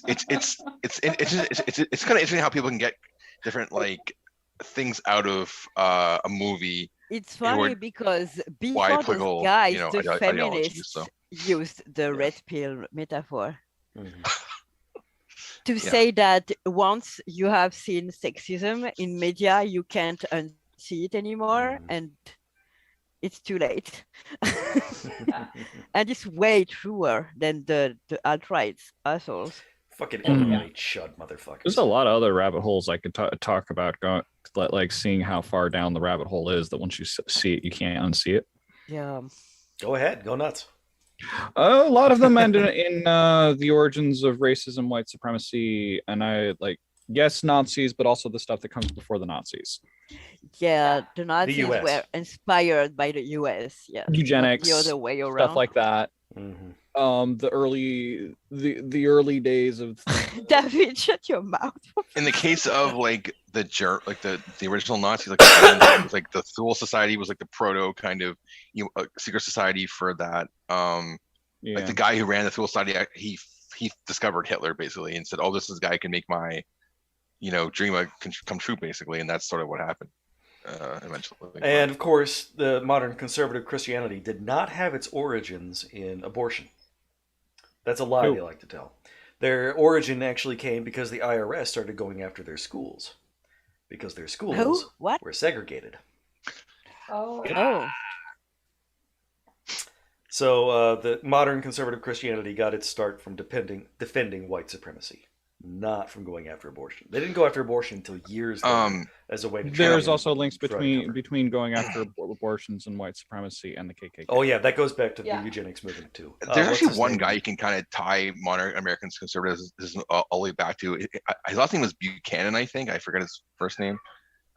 He wrote a book, and people often point to him as like the father of what is now American conservatism, more or less. More majority and all that. What's his name? The guy who did Focus on the Family, James Dobbs, was an apprentice to a guy named Paul Popenoe, the guy who did California's eugenics laws. I mean, it's all white supremacy all the way down. Mm-hmm. I mean, Americans always have a boner for eugenics. Mm-hmm. Mm-hmm. Yeah. Have you seen Sean's video on the bell curve? Oh yeah. 2 hours completely taking apart Charles Murray. That video is amazing, but at the beginning he explains where the IQ test come from. So it was a French scientist who designed it to help autistic children in school, basically. And Americans took it and made it what it is today. Here's the thing that is interesting. One of the eugenicists in the 1920s proved that black people are stupid because they have smaller heads. Yeah, they proved that they had smaller heads because they wore smaller hats when they were in the army during World War I. What? Who do you think got first pick of the hats? Who do you think got to wear hats that were comfortable, and who got stuck with the uncomfortable hats? If you agree with eugenics, you're not that smart too. And people don't people don't necessarily wear hats based on their head size. I mean, case in point. The black soldier, the army was segregated. They got shitty, terrible, awful. They were horribly mistreated. Yeah, they had the sloppy seconds. That's. And there's also as well. Oh my God! There's a taxi driver. But it's like this is okay. So technically, this style of hat. That's a very cute hat on you. A little bit smaller so that it sits up here. What? No, it's cuter the way you wear it. I intentionally got one that was oversized. Yeah, you did well because it suits you well. But also, it comes down over my ears a little bit. I'm expecting an Italian plumber to jump on you. Oh, not a Goomba. Shut up, John. It helps. Okay, it helps with two things. It helps with light sense. It's not even light sensitivity. It's just full on visual sensory crap. Particularly like fluorescent lights are the worst. Oh yes. So like if I go into a store and I'm wearing a hat now, this cuts out just enough that it makes it less miserable for me. I hate overhead lights, generally speaking. And it warms your ears too. It also blocks out just a teeny tiny bit of sound. The earplugs help a lot more. Okay. But in conjunction, yeah. So it's like this is just. You look like you're about to do a sing-off, dance-off, fight-off with Leonardo DiCaprio in New York City. Yeah, I love that look on you. You're very cute. There's something wrong with my I'd be more like the character who would probably knife somebody in a back alley than actually fight.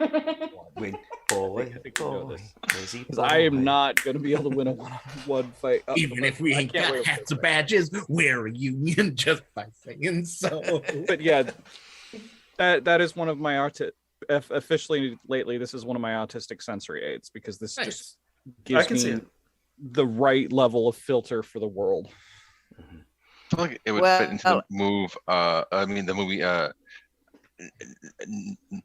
Newsies very well too. Newsies, I remember that movie. Isn't that the DiCaprio film? I thought that's what I was referencing. He might be in it. I think Christian Bale's in it too. No, DiCaprio's not in Newsies. No, he's Gangs of New York. DiCaprio, John. Newsies is It's about like paper boys in like New York City in like the 1920s. What's his name? Batman. Christian Bale. Christian Bale's in it, right? Christian Bale. Christian a very young Christian Bale is in it. And here is the image of Newsies. I know you can see several of them wearing exactly that style of hat. It's likes called to a beat up newsboy. his mom and sister. DiCaprio? Oh, but I Christian have Bale. found now. No, Christian Bale. All right, modern style. This poofy style is now there's like two styles of newsboy cap. There's men's newsboy caps and then there's ones that are labeled women's, and this one with the more poofy style is labeled women's newsboy cap. Don't ask me why they're gendered. I don't get it. That's because men are flat and women are poofy. Just because we weird need a way to reason phrase. to charge women more. But I like this Shut up, style. Style is a scam. honey. Fashion is a scam. Yes. Yeah, see that the style John Brockman has. This is the a one flat that- cap rather than a newsboy cap. I like Oh, flat actually, caps. I've seen them sold currently with the name newsboy cap, but with labeled men's. While the one I have is labeled women's. So the only way I can find the poofy- Yeah, sometimes they are. But no, the newsboy cap should be a little bit puffier and have a button on the top. Right, Yeah. but that's Whereas the flat cap is just the only way you find that now is search women's newsboy, and you will find that puffy with the button like mine. Well, I mean, I I just did a did Google my of newsboy hat, cap, and I so can I see can it's have slightly exactly puffier what I with a want. button. Some of them labeled men's newsboy cap. Some of But it them, looks yeah. less puffy than yours. It looks like it's sort of stapled to the brim, where I think yours is loose from the brim. It is. I've also heard the style that you're wearing referred to as the taxi cab. That's why I said we have a New York taxi driver. John, that picture you put on the podcast just broke my brain. Driving. How much can't can a white girl can't if a white girl literally could not is- even. What? I can't even. So how much can't can a white girl but can't? The first sentence is breaking my brain. Well, it is grammatically would can't as much as she could can't if a white cat. No, if a white girl literally could. I'm not a native speaker. Okay, give me a break. And I'm sick. If you haven't understood it yet, I think I didn't whine enough.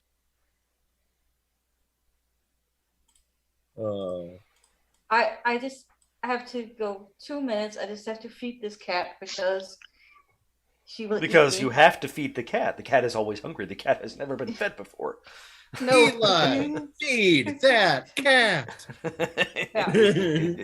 Ellie, Also- next Patreon show, can you show us your newest paintings? Maybe. Or if you don't want, can you send but- the pictures in my inbox on Facebook? I really want to see them. Yes, I've only done like a few drawings and stuff. I did a painting for my mother, for one of her friends.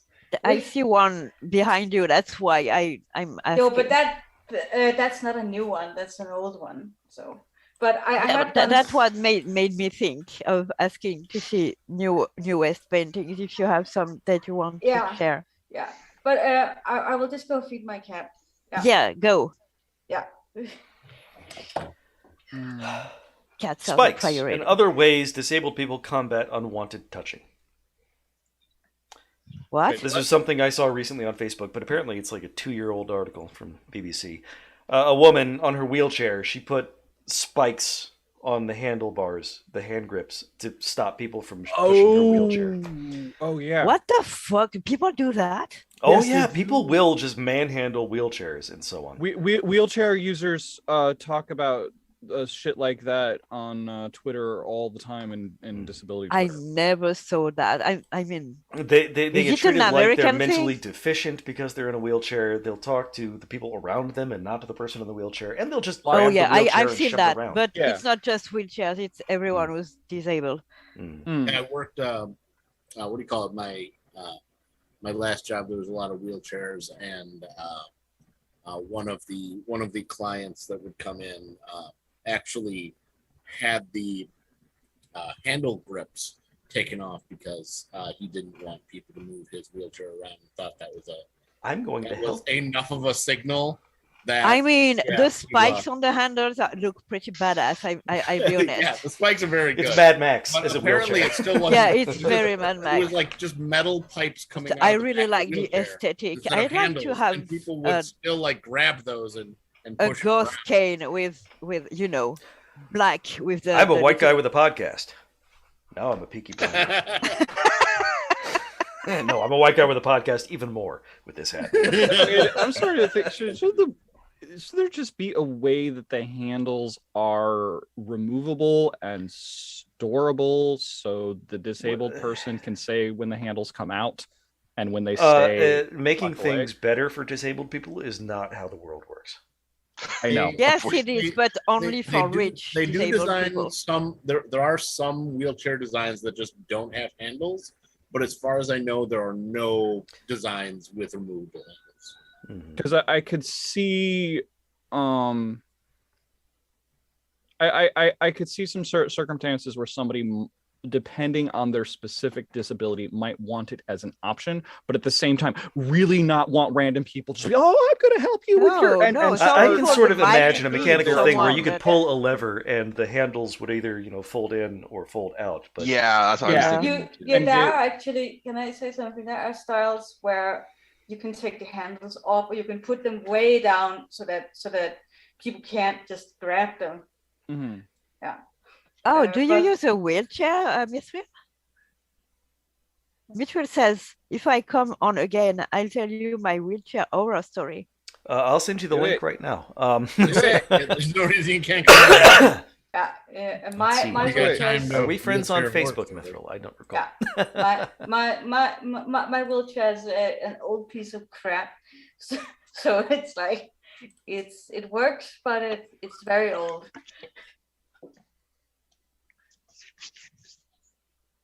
Oh, that reminds me, there was a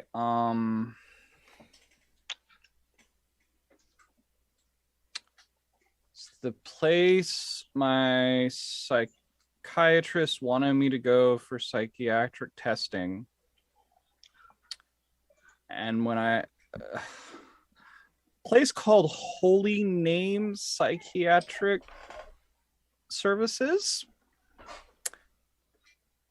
billed as like the only Catholic psychiatric kitty cat place in New Jersey, like an independent Catholic kind of thing. And one of the reviews from it was from a wheelchair user who stated that on their last visit, they would not allow them in their power chair that was built for them and force them to use one of the crappy wheelchairs they had and be pushed around. What the fuck? What the fuck? And this is on top of like all kinds of other shit I was reading from people, and apparently this is, you know, a Catholic psychiatric center, and they had a ward, and there was all kinds Catholic, of reviews saying there's abuse going on in the ward, and other just like taking people cold turkey off their meds, and what the fuck? People in the ward and not. Religion is evil. The Catholics are evil because they're an organization. They do evil. How does religious freedom trump because the Hippocrates Hippocratic oath. I mean, doctors don't. The Hippocratic oath. Thank you. Because God comes before not doing harm. They're supposed to do no harm. Stopping people's meds cold turkey does harm. Hey, later, a lot of harm. Did you know that in some Catholic hospitals you can go in and be literally dying, and the only thing that can save your life is having your child aborted, but they won't do it even though it'll kill you and the child? Oh no, yeah. They will make you. They killed a woman. I know it happens, but they killed multiple. How is religious freedom above the Hippocratic oath? Because God is more important. Nothing than not is above people. The Hippocratic oath.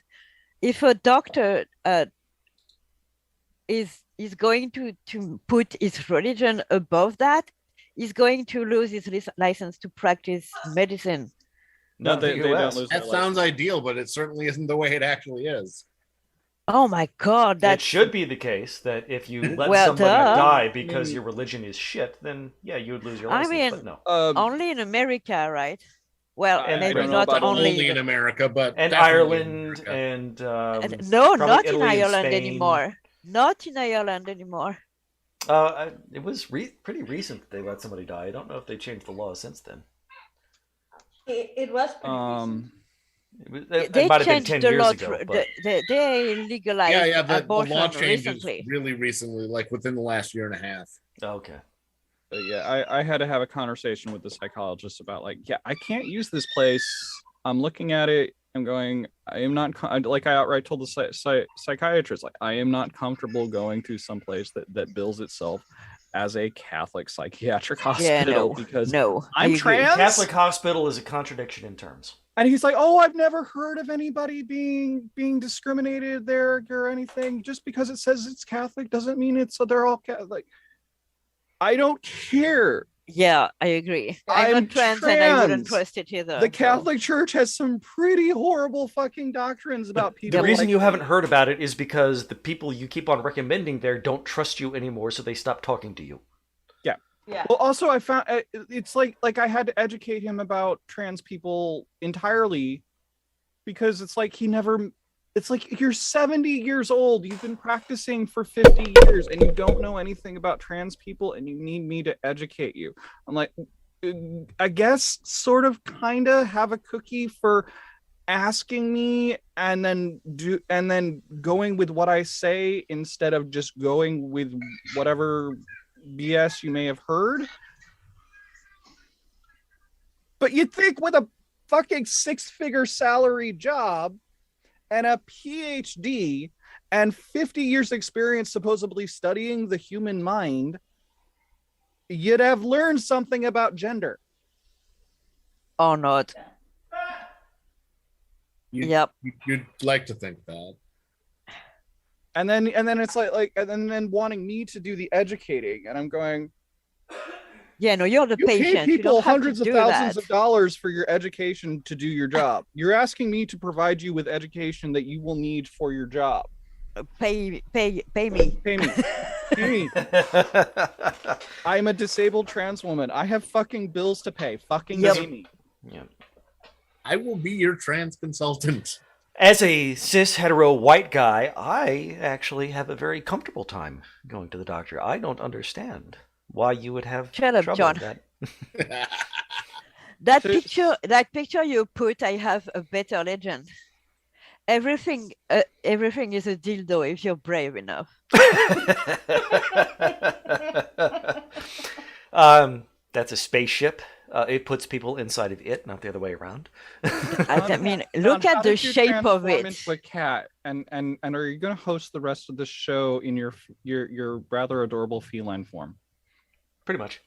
As long as Sasha is there on the windowsill, then the camera will be pointed at Sasha. Okay. Sasha is very Sasha is much prettier than I am. Yeah. We've known him since he was a tiny baby with alpha tail. I rescued him from a dumpster. Yeah. He's my dumpster kitty. And it breaks my heart that he's not a cuddle kitty, because I want to snuggle him, look at him. Yes, it's your fault. You let him bite your ankles and your hands. No, I think it's because he grew up with a dog. Yeah, that too. But Wesley is a good dog, and Wesley is a good dog, but Sasha is a bad dog. Sasha is Wesley's cat. That's all there is to it. Sasha loves Wesley far more than he loves either me or my brother. Okay, I need rum and warm water and my bed. I'm going to leave you all because I'm so fucking That's neither sick. French nor Italian. Oh, wait, no. Rum comes from the Caribbean and the French. Okay, no, I get it. Okay. I'm saying you're a colonizer. There's a lot of imperialism involved in rum. I'm French. I know, you asshole. I make no apologies.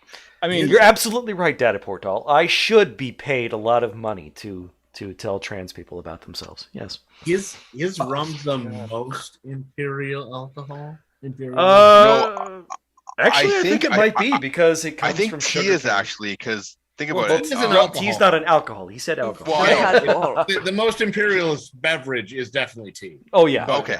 The most imperial. If you say drink, that doesn't necessarily imply alcohol, I would think, but maybe it does. Depends if you buy your tea directly from India or China. It's not the most imperial liquid is brown people's there, blood. But it's kind of like.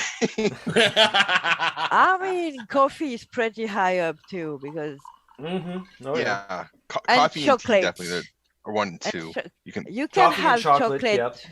And opium, and basically everything is imperial. Let's be honest. Every commodity is everything except like linen and wool. I'm pretty sure. But even wool because llamas and alpacas. Yeah. I like alpacas. I want 10 of them. And chickens. Let's start a Patreon goal. If we get 5,000 patrons, we'll buy Julie an alpaca farm in New Zealand. Yes. I don't think alpacas. We are 4,990 patrons away. I don't think that's where they live. I think they just kind of. I would be happy in New Zealand, not alpacas. I don't think so. They probably wouldn't let you bring alpacas to New Zealand, but they are pretty cool sheep in New Zealand. So they are merinos. No. The sheep in New Zealand are zombies. I saw a documentary about it. Have you seen that movie, the Black Sheep movie? I've heard of it. I haven't actually seen it, but that is what I was referring to. That's one of the funniest films in the universe. You have to see it. It strikes me as very much like a Shaun of the Dead. That style, the Cornetto trilogy. Yes. I saw this other series of documentaries on New Zealand, and man, that place is wild. The trees move around. Just okay. And there are a lot of midgets running around stabbing people. It had like it's lots weird. of elves and dwarves and Mari would like their rings land and back. whatnot. Stop making me feel bad because I need a grog, okay? And Mithril, everything comes from Iraq. All of our food originated in Iraq. Pigs, sheep, goats, Kebab. oats, barley, wheat. All of it came from the Middle East. That's where it all. Except for rice and tea, obviously came from China. Because Mesopotamia, the cradle of civilization, as they say, that's very. It's basically a giant grassland, and Yeah. they just happened to get lucky with all the domesticatable The shit. Euphrates living River there. Valley, in particular. Mhm, Tigris and Euphrates. Yeah. It's just like one of those things where it's just so easy to farm there. The first farmers probably started there on accident. I mean, it's not perfect for farming. It's actually fairly arid, but I just like alpacas, okay? They're cute. I'm a simple person. I like alpacas. I will buy you an estate in, let's see, not Colombia, that's bad. Not Chile, that's also bad. Uruguay. You can be an alpaca farmer in Uruguay. No, the one with the what's the fucking country? The one French Guyana? No. with the Andes, with the mountains. You're probably thinking of Chile. Peru. Chile. Peru. Oh, Peru. Yeah, Peru might be okay. That's where there's Machu Picchu there, no? No, you want to go to Bolivia. They have a communist there now. No, I don't want Venezuela. to go to There we go. Bolivia. I'm a white woman. I don't want to be kidnapped by drug lords. Are there drug lords in Bolivia? Bolivia has, I think, had problems. But in the past, they had Simon I'm Bolívar. confusing with Colombia, to be honest, but I don't know. South America is scary. Yeah, basically all of South America is colonized by the U.S. and therefore is dangerous. So yeah, yes, we'll send you to New Zealand when we have 5,000 patrons. In general, you want to avoid any place where the CIA has intervened. Yes. That's And why, still intervenes. apart from France, the only country I want to fuck off to is New Zealand. When you think about it, the CIA are the biggest drug lords in the world. They should be called the Cocaine Import Agency because they did a lot of They cocaine are. importation. Yeah, there was a not an urban legend, almost a me go. conspiracy I want theory to in the say early goodbye and '80s that the fuck government brought in cocaine to destroy black communities, and then it turned out to be true. Yeah, I was gonna say, isn't that like one of those Can things you that let me sounds say like a conspiracy goodbye? theory, but it's true? Let me say goodbye. Okay, bye, Julie. You're Goodbye, tired. baby. You have to I fuck love off with your you. rum and your hot water bottle. Go do an imperialism in bed. Yes. that sounds. It sounds might dirty. be I know. dirty. It sounds like you're gonna dominate someone, but I'm up for it, honestly. leave Flora alone. I'm more in a subspace these days, but I'm up for anything. Anyways, bye, babes. Bye, Julie. Bye. Oh, what? Love you, Julie. Thank you for stopping by. It was good to talk to you. Yeah. Go have a nocturnal colonialism. Yeah. I don't have my butt plugs yet. Oh. Anyways, bye bye.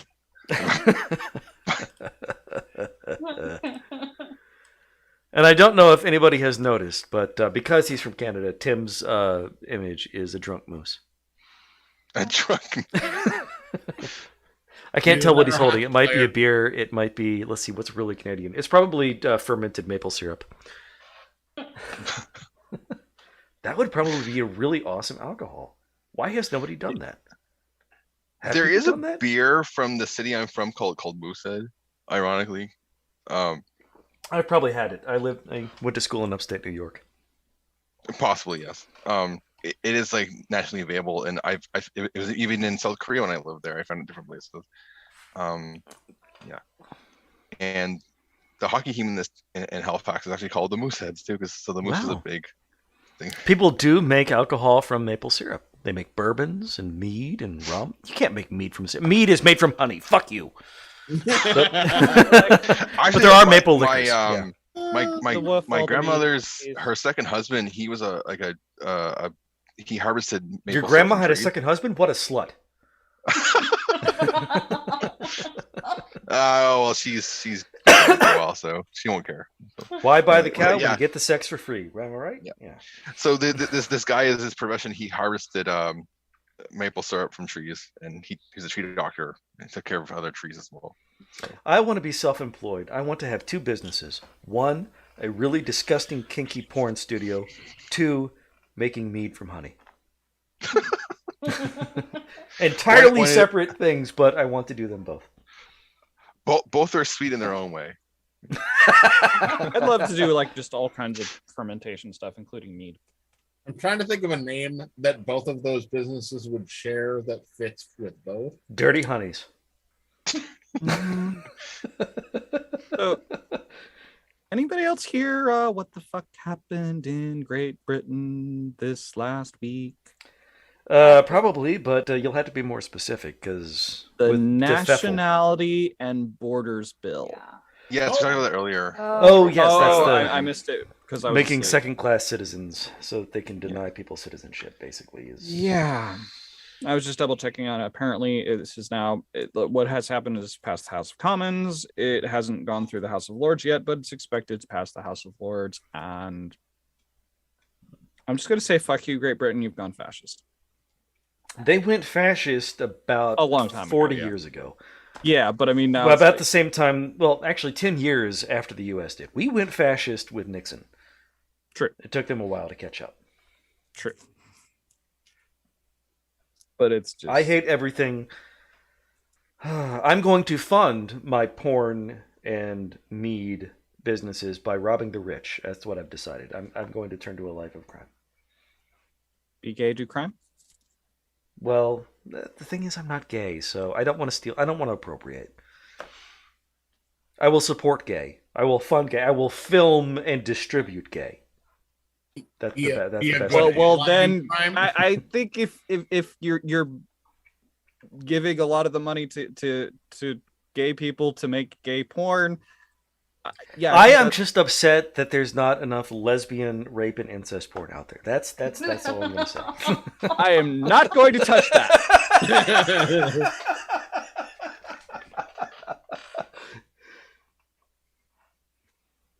It's all stepdads, not enough. It's stepdads and stepdaughters, stepmoms and stepsons. There's not enough just sisters fucking. Okay, that's all. I could go on a long rant.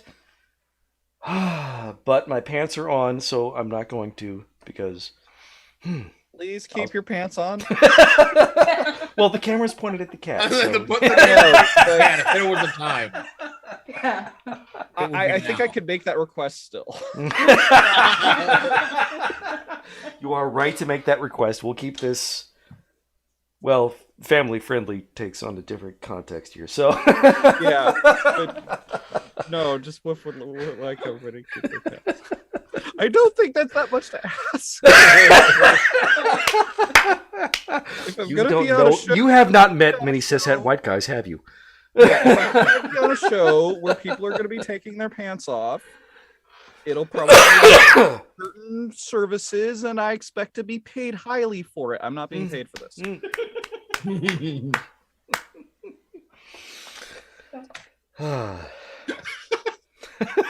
Entirely against it, just I'd rather be paid. Context matters. Context and consent, yes. Lynn is in the consent happens off camera. I'm not saying I won't do it. I'm just saying bitch gotta pay me.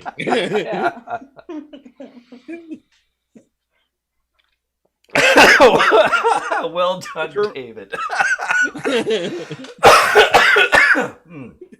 Rubbing the rich, giving to the poor.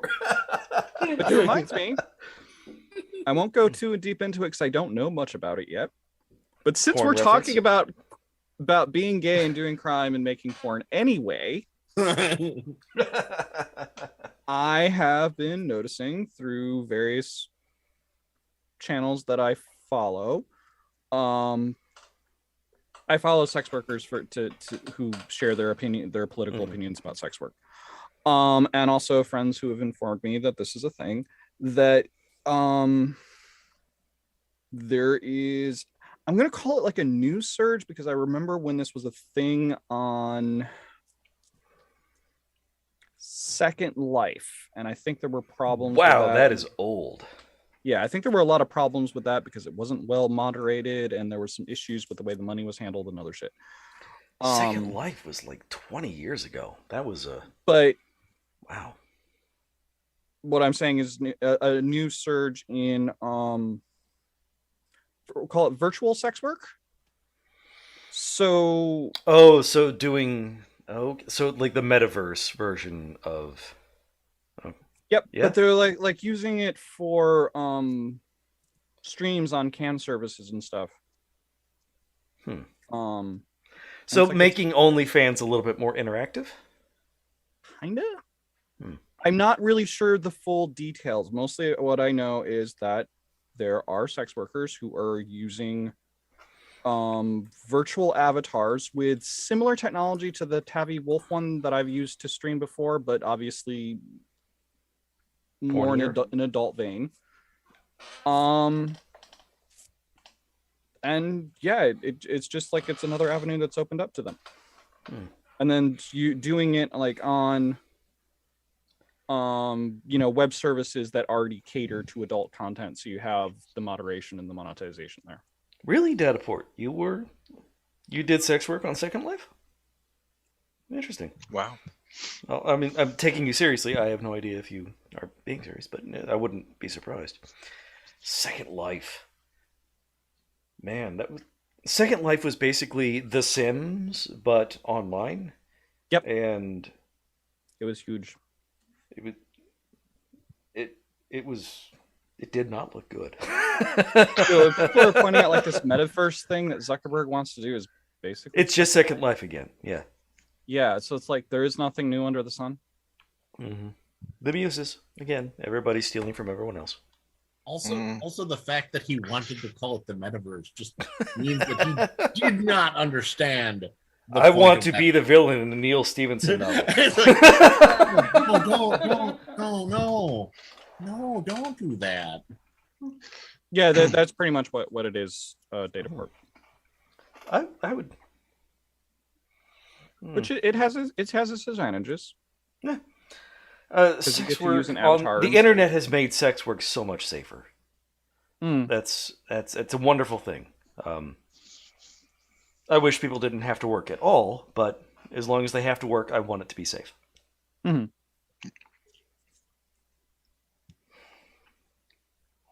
Brain.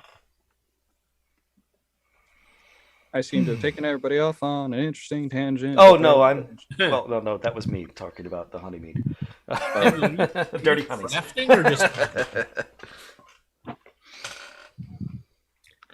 It could happen here. Oh yeah. Oh yeah, and there's one actually very exciting thing that happened where I live. I have lived in a conservative city all my life. By what standards? Okay, because we're in the U.S. Yeah. I mean, I mean, like they would probably be liberal in America, but like on the a Democrat city, not a Republican. Actually conservative and not regressive like we have here. Yeah. But anyway, in last election, because the we have this party that's a combination of communists and anarchists. They got so many votes that they could throw out the conservative mayor. So now we have a social democrat, which is a bit. Oh, I think David Skog just started a fight. Conservative Danes equals liberal Swedes. Yeah. I don't know who is he insulting there. I don't think it's an insult. It's like the Conservative Party in my country is I mean they have certain views that are problematic, but some of them are not that bad. But we have parties that are further to the right. Also, we have some that are like. You do have a few fascist parties. Yes. It's almost like the fall of the Soviet Union allowed Central and Western Europe to go further to the right because they no longer had the boogeyman that forced them to be a little bit more social justice-y. Weird. Yeah, it's pretty weird. But I was being facetious. It's not weird. Yeah. I'm saying that they moved further to the right because they could. but we do have very far right parties. We actually still have the Nazi party in my country, but they only run. How is that legal? I thought that was illegal. It's legal. It's legal because of freedom of speech. So it is. I'm sorry we did that to you. Yeah, it is, but they're a total joke, and they have their little marches, and they live in like a house, and everyone laughs. I like the idea of a little Nazi march. Yeah, They sound like the just British like 5 National Party Nazis kind marching of. around in their little boots, looking all fancy. Exactly, and everyone thinks they are a bit of a joke. But I see. they still, and they only run locally in certain places. They're not where I vote, for instance. I have to go, so nice talking to you all again. I'll see you Good talking to you, Tim. 4 weeks or so. Yeah. Go take care of your baby. What the hell are you doing talking to us? Fuck Yeah, that's part of what I'm going to do actually. Yeah. Bye. Bye. God. Jonathan, I cannot wait for the U.S. to finally collapse. I mean, the thing is, we're either going to collapse into fascism or socialism. Probably fascism. I'm tired of us pretending to be a democratic republic full of good people. Because we're not. It's like the boomers and the silent generation created the middle class, and then they pulled the ladder up behind them and fucked the rest of us over so bad that we are falling into populism and despair. And by the middle class, of course, we mean they lifted up white people. By taking resources away from black people. Yeah. The black people were definitely not allowed up there. But they did create a robust white middle class, and then they said, fuck you, we're going to destroy the unions and send all the work overseas because imperialism. And then, remember the old stereotype, you'll turn conservative as you get older. No, you turn conservative as you get richer. Yep. And we're not getting richer, so we're not turning conservative. Yep. We're turning angry. And I think the majority of us are turning socialist in this. I think young people are getting more and more leftist. Yeah. But the white supremacists are the ones in control, so... Something got to give. Yeah. In the next few years, the U.S. is going to do something... I don't want to say the next few years. The next few decades, the U.S. is going to do something nasty, I think. There's going to be a climate collapse. Something. Oh, yeah, that's definitely. Things are going to happen because there is going to be climate collapse. Mm-hmm. That's like the elephant in the room that everyone's kind of dancing around at this point. It's like we're kind of hurtling towards the abyss right now, but if you stare too long, so much going on that is pushing us toward this. Yes, it's climate change is likely the thing that will make it take years, maybe like 12 or something, as opposed to decades. Yeah. And I'm only middle-aged. I'm gonna live to see this shit. I don't want to. I know. I used to joke that I wish that I could retire, but I'm not going to be allowed to. I'm going to die instead. Yeah. I'll be the local abortion pill provider. That's what I'm going to do. I'm going to make abortion pills. That's how I'm going to make my living in the Bad Max hellscape. I'll be the methy dealer. Not the meth dealer, the methpristone. That was what I was doing. It's also so fucked up. We've been talking about climate change for like how long? 40 years, maybe a century, more? Actually. We've been aware of this shit for a long time. And the oil companies have been lying about it and covering it up exactly that long. Since the 70s. Was when the 50s, actually.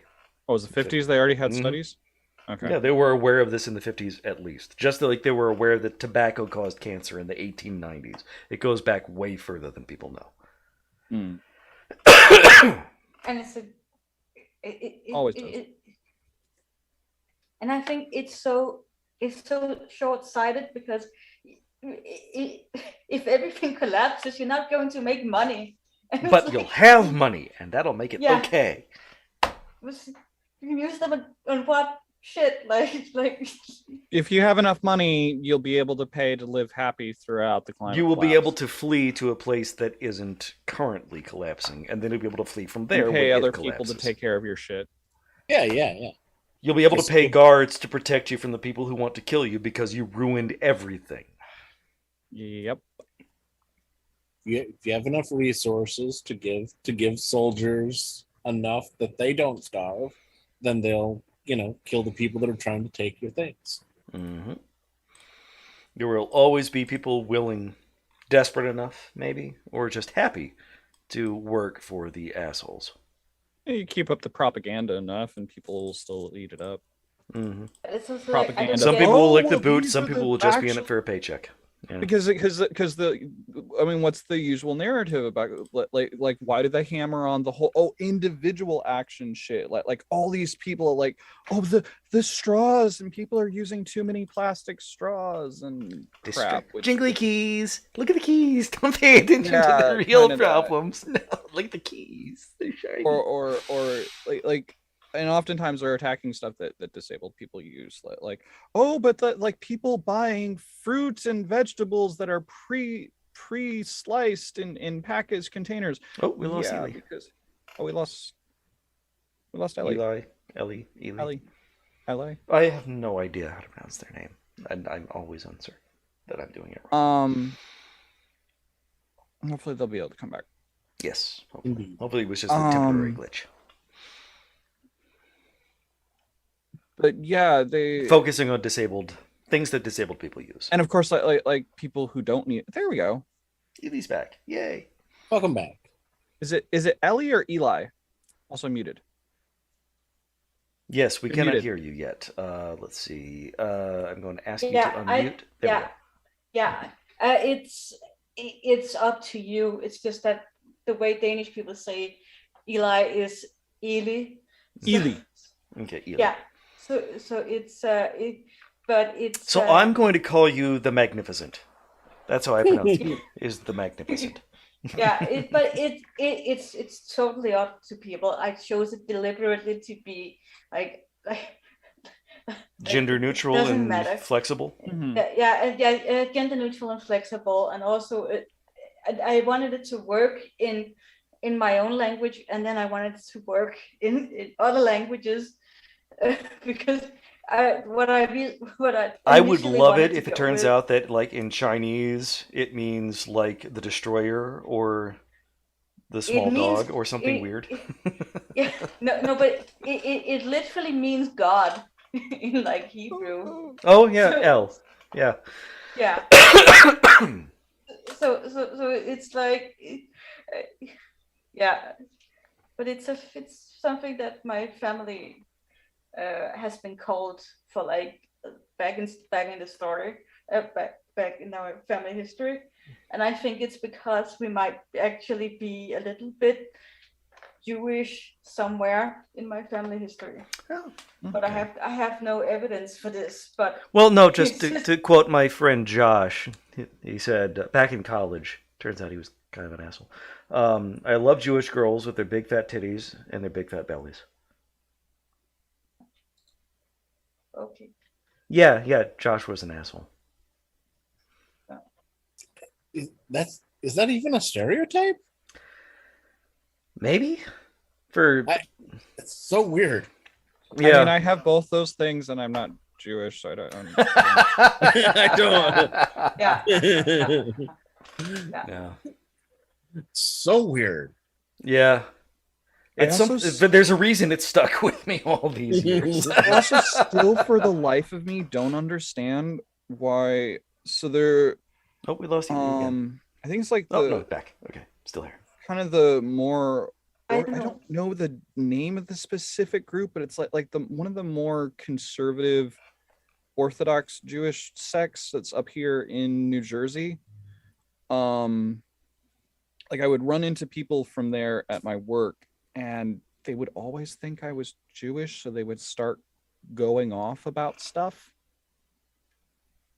And again, I look at you. I see English, not Jewish. I don't. That would be correct, because that would be the majority of my ancestry. My majority of my ancestry, particularly on my father's side, were Puritan colonizers. Yeah, but I do understand New Jersey people going off on anti-Semitic rants. That's No. These were the Jewish people. So pro-Semitic. But okay, also, this was very conservative Jewish people, so they did this. So Zionist rants. They didn't get into that around me, but some of the same racism and sexism that you get from all the other white people. This was like the one of those really. I don't know the name of the group, but was it like that weird sect that thinks that they had their dead Messiah? I'm trying to remember. No. Okay. I don't know. I never got into the details with them. I did get enough that it's like one of the more. I don't know. I don't get it. I don't understand these things. Because I know there was like this group of this kind of small-ish cult of New York Jews who thought that one of their rabbis was the Messiah, and he's going to come back any day now. And I missed that. So I don't think it was. It's kind of an extreme.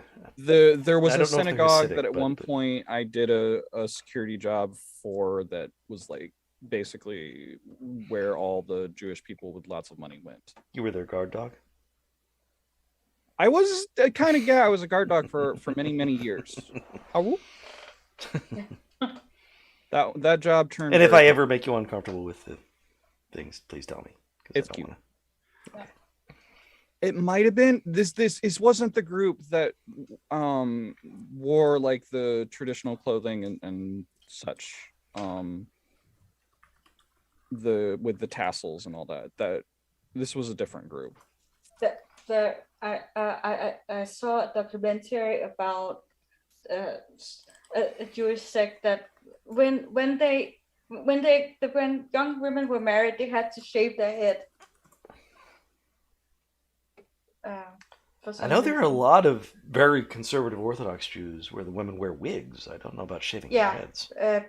Because the hair was seen as something that attracted men, obviously. So when they were married, they had to shave their heads and wear a wig. And there was this documentary about a young woman who breaks out of this because she's very unhappy. But I don't remember what it was. But it was very interesting. But it was also a movie. But I don't remember what the movie was called. Romancing Rebecca? No, I don't think so. No, so. the only reason I know anything about Jewish women wearing wigs is because of the God Awful Movies podcast. Okay. Where they have occasionally reviewed movies from conservative Jewish groups. Yeah. There's also another movie about this man who hides in like another Orthodox Jewish home, and then he falls in love with a woman, and then they can't ever be together because she's Orthodox and he's not. And her name was Leah? Maybe I don't know. I don't remember. I just remember a scene of them sitting on Loving Leah. Wow, that actually was the name of the movie. yeah. Where there's a scene where they're in a bus and it's segregated. No, it is the woman who's not Orthodox. It's the man who's Orthodox. Okay, then that's definitely not Loving Leah, because in Loving Leah, the man is just a Jew and the woman is a super conservative Jew. Okay. And that's Loving Leah. Yeah, but it was very interesting. It's a Hallmark movie, so that tells you everything you need to know about it. Yeah.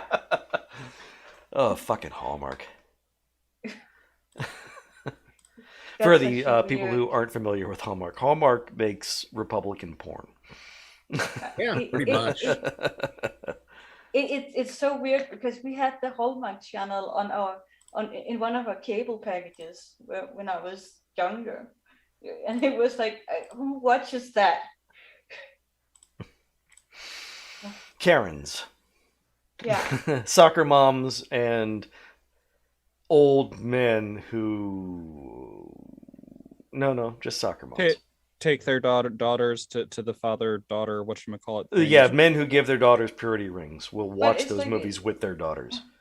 We don't really have people like that in my country, so I don't know what the appeal was for like Danish people.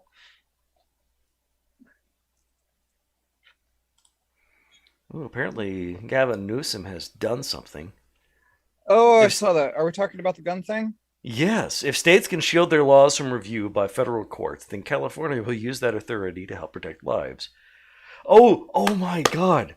They're doing to guns what Texas did to abortion.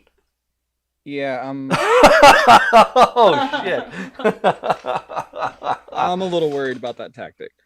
I think they're forcing the court's hand. The Supreme Court wants to outlaw abortion. And whatever tactic they use to make abortion legal based on Texas's law will also allow California to outlaw guns. They are deliberately triggering a constitutional crisis, and the howler monkeys on the court will say, no, Second Amendment, fuck you. And it won't work. Yeah. But I'm looking at that tactic and I'm going, yeah, if that there tactic, real bad. If you did have a law of, hey, you like any citizen can report somebody that they don't like having a gun, it's going to be mostly white supremacists going around reporting all the black people with gun, all the any socialist or anarchist with a gun, starting with black people and then working their way towards other, because that's always the way it goes. Yeah. They're going to say Second Amendment, motherfuckers, except for the schmurfmers. Right. Yeah. That's the big problem I have. Hallmark movies and westerns? Legislate gun control because it always affects the people who... Yeah, the whole Second Amendment thing was always about black people. Yep. Ronald Reagan signed a gun control law because of the Black Panthers. Yeah. Arm the homeless, disarm the police, the world will be a better place. Yes, absolutely right, Geek. Oh, then they might just be able to take the housing that they need.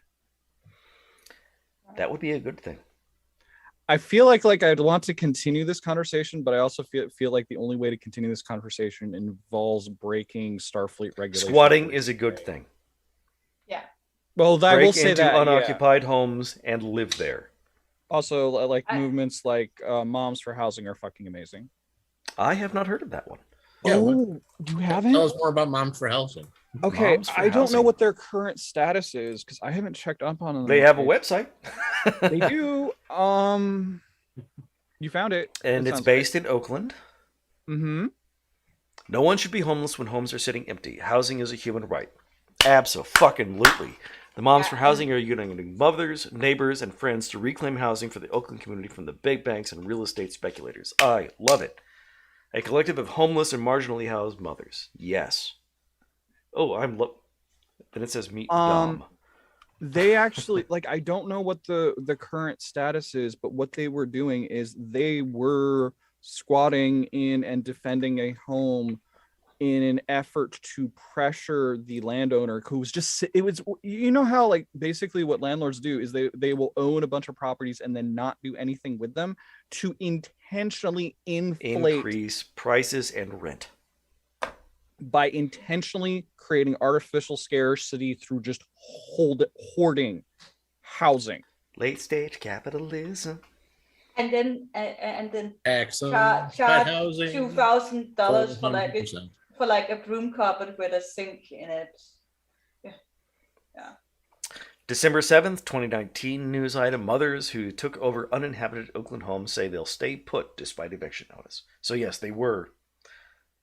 Homeless moms who took over a vacant Oakland home say they aren't going anywhere. I am loving this group. Abso-fucking-lutely. Moms for Housing. Love it. Yeah, I don't know if they actually got the house. I think they... Well, the news was from 2 years ago, so... Yeah, I think there was other news like stuff. This wasn't always up. That I believe they actually managed to force, like, get the landowner to the table. But I don't remember. I think they have a Twitter. There's probably, like, ancient English law from, like, the 13th or 14th century that says weird shit about unused property that would allow you to do this stuff. They do until the courts step in and say, no, fuck you, capitalism. So. Yeah. But it's like that is what I feel. Those there are a genre of YouTube channels that shows off like really small homes, and it's like I feel like they're missing the point that there's not actually a housing crisis. There's just capitalism ruining. There's not a housing crisis. There is a care crisis. There's a decency crisis. Yeah, and letting people pay thousands of dollars to live in a broom cupboard is not a solution. No. And the tiny houses movement, where people would build these basically just sheds for homeless people. The cities destroyed them. Yeah. Yep. And now it's like bougie people living on their parents' property in those little like, oh, but we're so alternative. Here's our tiny little. Meanwhile, fucking Bezos has a yacht that he parks another yacht inside of. I mean, yeah, it's so annoying, and it's like. Anybody need a roommate? Lucifia would like, it seems, to get out of their current situation. There is a thread from November 18th of this year pinned to the top of the Moms for Housing Twitter with kind of the current status of that movement. The original Moms for Housing, which their names were posted somewhere, and now I don't see them on the things. The one name I saw, the one on the website, is Dominique Walker. Dominique Walker. There's a picture of her with her two kids, and those kids are adorable. Mm-hmm. And there was like, I remember when the whole thing was going on, because it was like police actions and all kinds of shit. There were some times when I believe there were times when like the kids had to be temporarily housed somewhere else to keep them away from the police violence, which was done with the support of the people who were doing the organizing. Or is that one of the several other similar actions I'm thinking about? It might be. It's been a couple of years, and there were a bunch of these movements. This is the one I remember the name of, because Mom for Housing is a really catchy name. But anyway, they did receive housing, and like the original house that they were squatting in, I guess has now been acquired, and it's being used as transitional housing for other unhoused mothers. And there's a thread about looks like it's been fixed up and painted too. Yep. Oh yeah, it was a rundown house that wasn't being taken care of anyway. It looks like they didn't even have stairs leading up to the front door. God damn. Yeah, they had to add them.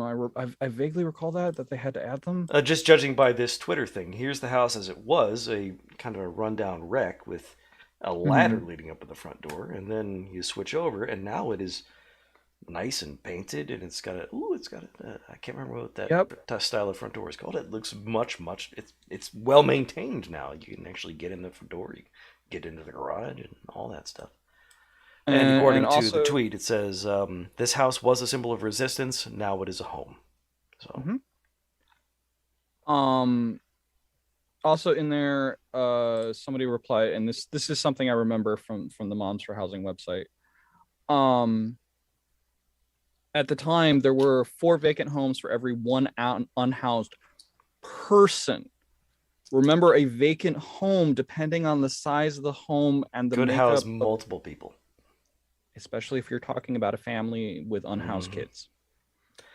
Yeah, I think it's actually more than 4 homes per homeless person, but nationally that might just be that was the Oakland stat. The nationwide. Whenever I look up the nationwide stats tend to range from 4 to 6 per unhoused individual. Though with that said, counting unhoused individuals has challenges, but still. Because we don't care about them, they don't have addresses, they don't have names, they're not real people. Right, but even if like there's this huge discrepancy there because of the challenges of counting people who are unhoused, there's still a fuck ton of housing that could be just given, and more than likely, even if there is a huge discrepancy, I mean, if we're talking ratios like 4 to 1 or 6 to 1 per there would still be empty houses left over. Even if it turned out to be 1 for 1, there would still be houses left over. Right. Because we're talking about families. Yeah, I'm just going with like we're talking about being a huge discrepancy. We're a lot of the time we're talking about single mothers with their children on the streets, living out of a car, if they're lucky. And then there's a lot of that fucking going on. Fuck the U.S. Fuck capitalism. Fuck all of it. And I'm sure even if it wasn't that, a lot of people would rather have a roommate with another currently unhoused person than just not have a house. If you've got a house with more than 1 bedroom in it, there you go.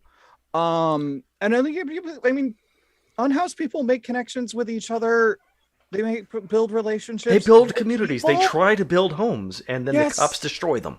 So they're probably, there are unhoused people like, oh yeah, I know somebody who would totally be a housemate with me, and it'd be great if you because okay, see, I remember this when like Kitten and I were unhoused and living in a motel at the time and trying to deal with like the various things that are supposed to help you. And they're all like, oh, well, there's this available and this available. We can't give it to you because you'd be overhoused. Because the things they had available had too many bedrooms. And homeless shelters are not a solution. No. Because you have to be there by 7 p.m. They kick you out at 7 a.m. It's not a home. It's a temporary cot where you're going to be abused by some asshole. Right. And also title, fuck the Salvation Army. Salvation Army, like I've seen a lot of reports from people who are unhoused that they go to a Salvation Army shelter and they just get harassed to fuck by the people. Yeah, the Salvation Army will not give you help. And the Salvation Army takes their stuff and goes and sells it at the Salvation Army. Oh shit! I didn't even hear that. That's the Salvation Army is abusive. They are. Yeah. Hey, look at us! Where Santa's ringing bells. We're going to use those bells to beat queers to death. Angry about your situation, we can't help you. Like, I'm sorry. Being unhoused is a situation you deserve the right to be angry about. People deserve the right to be angry about, things that reasonably make people angry. Yeah, homeless shelters. Okay, so like, again, like Kitten and I had tried to get into homeless shelters. 1, they're all full up usually. 2, I am just like physically disabled. I use a cane. I cannot really handle stairs well, which is going to be fun coming up because I'm moving and I'm going to be living somewhere with stairs temporarily. Oh, that's a whole other situation. Sorry to hear that. It's going to be a better situation, and it's just the stairs are going to be fun for a while. I've got people to help me. What was I thinking about? Homeless shelter that was available when we finally did contact one that was available. 1 was about an hour's drive from Kitten's job. 2, like John Brockman said, they had curfews. This meant that Kitten would not have been able to keep her job because she would have been working after the curfew that says, well, you can't come in after this hour. So she would have to quit her job to go into the shelter. And meanwhile, we were living at a motel that was in kind of the same shopping center area as her job, so that she was continuing to work her job while I was hunting housing. And that hotel was probably more expensive than rent, and also incredibly shitty. Wouldn't be surprised if it was also kind of dangerous. No. Well, okay. it depends on the hotel. I mean, some, especially if they're day very, by day. very white town in Connecticut. Oh, okay. So I was thinking of when I was living in Gainesville, Florida, where there was pay-as-you-go motel that was unsafe. This was a white kind of conservative town in Connecticut. So Danbury is not Gainesville. Yeah. Right. Gainesville, I'm talking about the place where the motel next to the Waffle House, where the manager of the Waffle House had to remove the payphone because otherwise prostitutes would hang out on the front porch of the Waffle House and say they were waiting for a phone call because they were unhoused, and that was a legitimate excuse. Loitering laws only exist to criminalize people. Yep. They were entirely intended to imprison black people and ship them off to the coal mines. That's why they were invented, and now they're used more generally against poor and homeless people. Which primarily brown people. Frequently, poor and homeless people are black due to we can talk about a whole fucking history. 500 fucking years of history. Yeah. Redlining. Big massive. We have an axolotl in our chat. I am distracted now. But hi, unpredictable axolotl.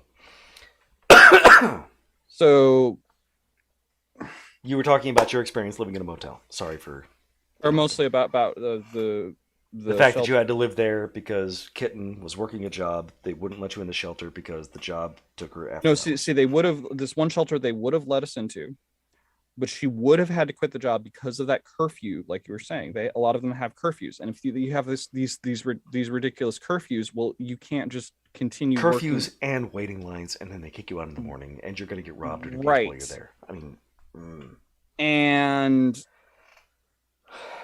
oh yeah, and then they kick you out in the morning, and again, disabled Woof, who was also at the time on morphine, and that fucking sucked. I don't recommend it.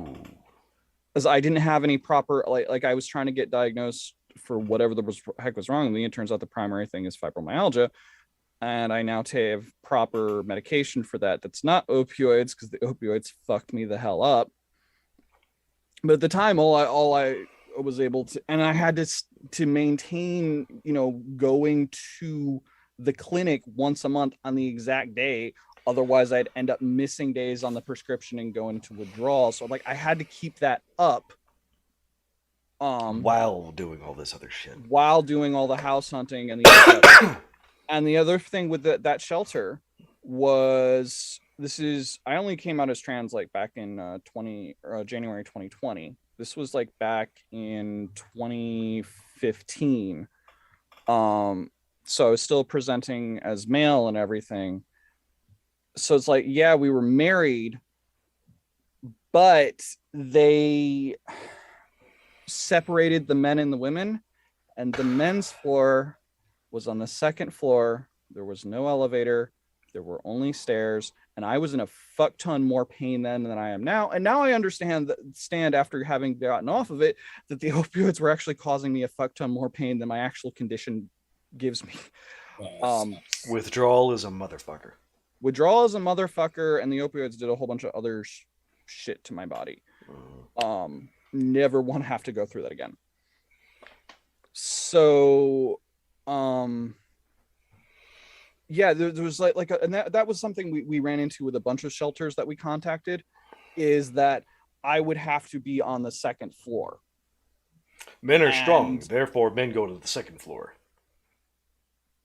I was already using this because I was in a fuck ton more pain then, and this was the middle of winter, so my pain was worse. We were still trying to get me diagnosed with whatever the heck was wrong. The medication that I was being given, and in hindsight, now that I've gotten off of it, it was making things worse. I was constantly in pain. I was constantly in just a haze, all kinds of issues with, we'll call them issues going to the bathroom. So that stuff messes you up.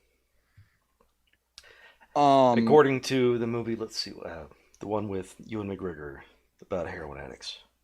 Trainspotting. Mm-hmm. Heroin makes you constipated. I mean, any of the opioids do. They actually, at one point, were running ads. I don't watch a lot of TV anymore, but they're running ads for some kind of drug that treats specifically opioid-based constipation. Wouldn't be surprised if Purdue was Purdue? The Sacklers were making the drug to treat the constipation caused by their fucking heroin epidemic. Wouldn't surprise me. I never looked into it. What I did is I actually had a decent doctor at the time, and I just told him, like, okay, we know I'm having problems with this. I've heard about this medication. What are your thoughts on it? And he just outright explained, there's a whole shit ton of other side effects associated with this other medication. You're already having trouble with side effects. Just keep taking the basic laxatives, because we don't want to compile all the problems, because like we don't want to give side effects on top of the side effects. And we were also putting me through a whole bunch of other medications, trying to find a medication that actually treated the actual source of the problem. And those medications were messing me up one after another as I tried them. So it was, yeah, it was a, hey, I've looked into this, and what I've seen is that there are a lot of problems with this medication in itself. So like, keep on the path that you're doing of trying to figure out what is the source of the actual pain, so that we can do what you because like I was telling the doctors, like, I want you to find out what this is and help me find an actual treatment for it, so I can stop taking this other medication that isn't doing anything other than keeping me out of the hospital and is actually causing my life all kinds of other problems. I'm sorry, no, you're poor, fuck you. Well, eventually it was the doctor. So the thing but was, eventually they did find out. And well, what it was the doctor who was at the state approved pain management clinic, which is where they handle a lot of the opioid prescriptions. When I kept telling him, like, hey, I know there's like something going on and I want to get off opioids because I'm having all these problems.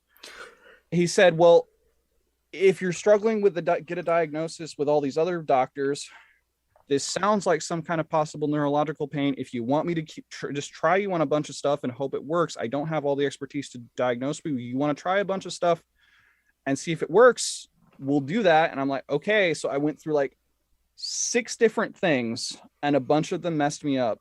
And then the one drug, he's like, hey, let's try this drug that is specifically only for fibromyalgia and see if that helps. And the first dose of it, no effect whatsoever, not even a side effect. I'm like, okay, that's interesting. And I told him, like, there's no actual side effects here, but I'm not getting any benefit either. It's like, okay, that's the low dose that isn't supposed to do anything.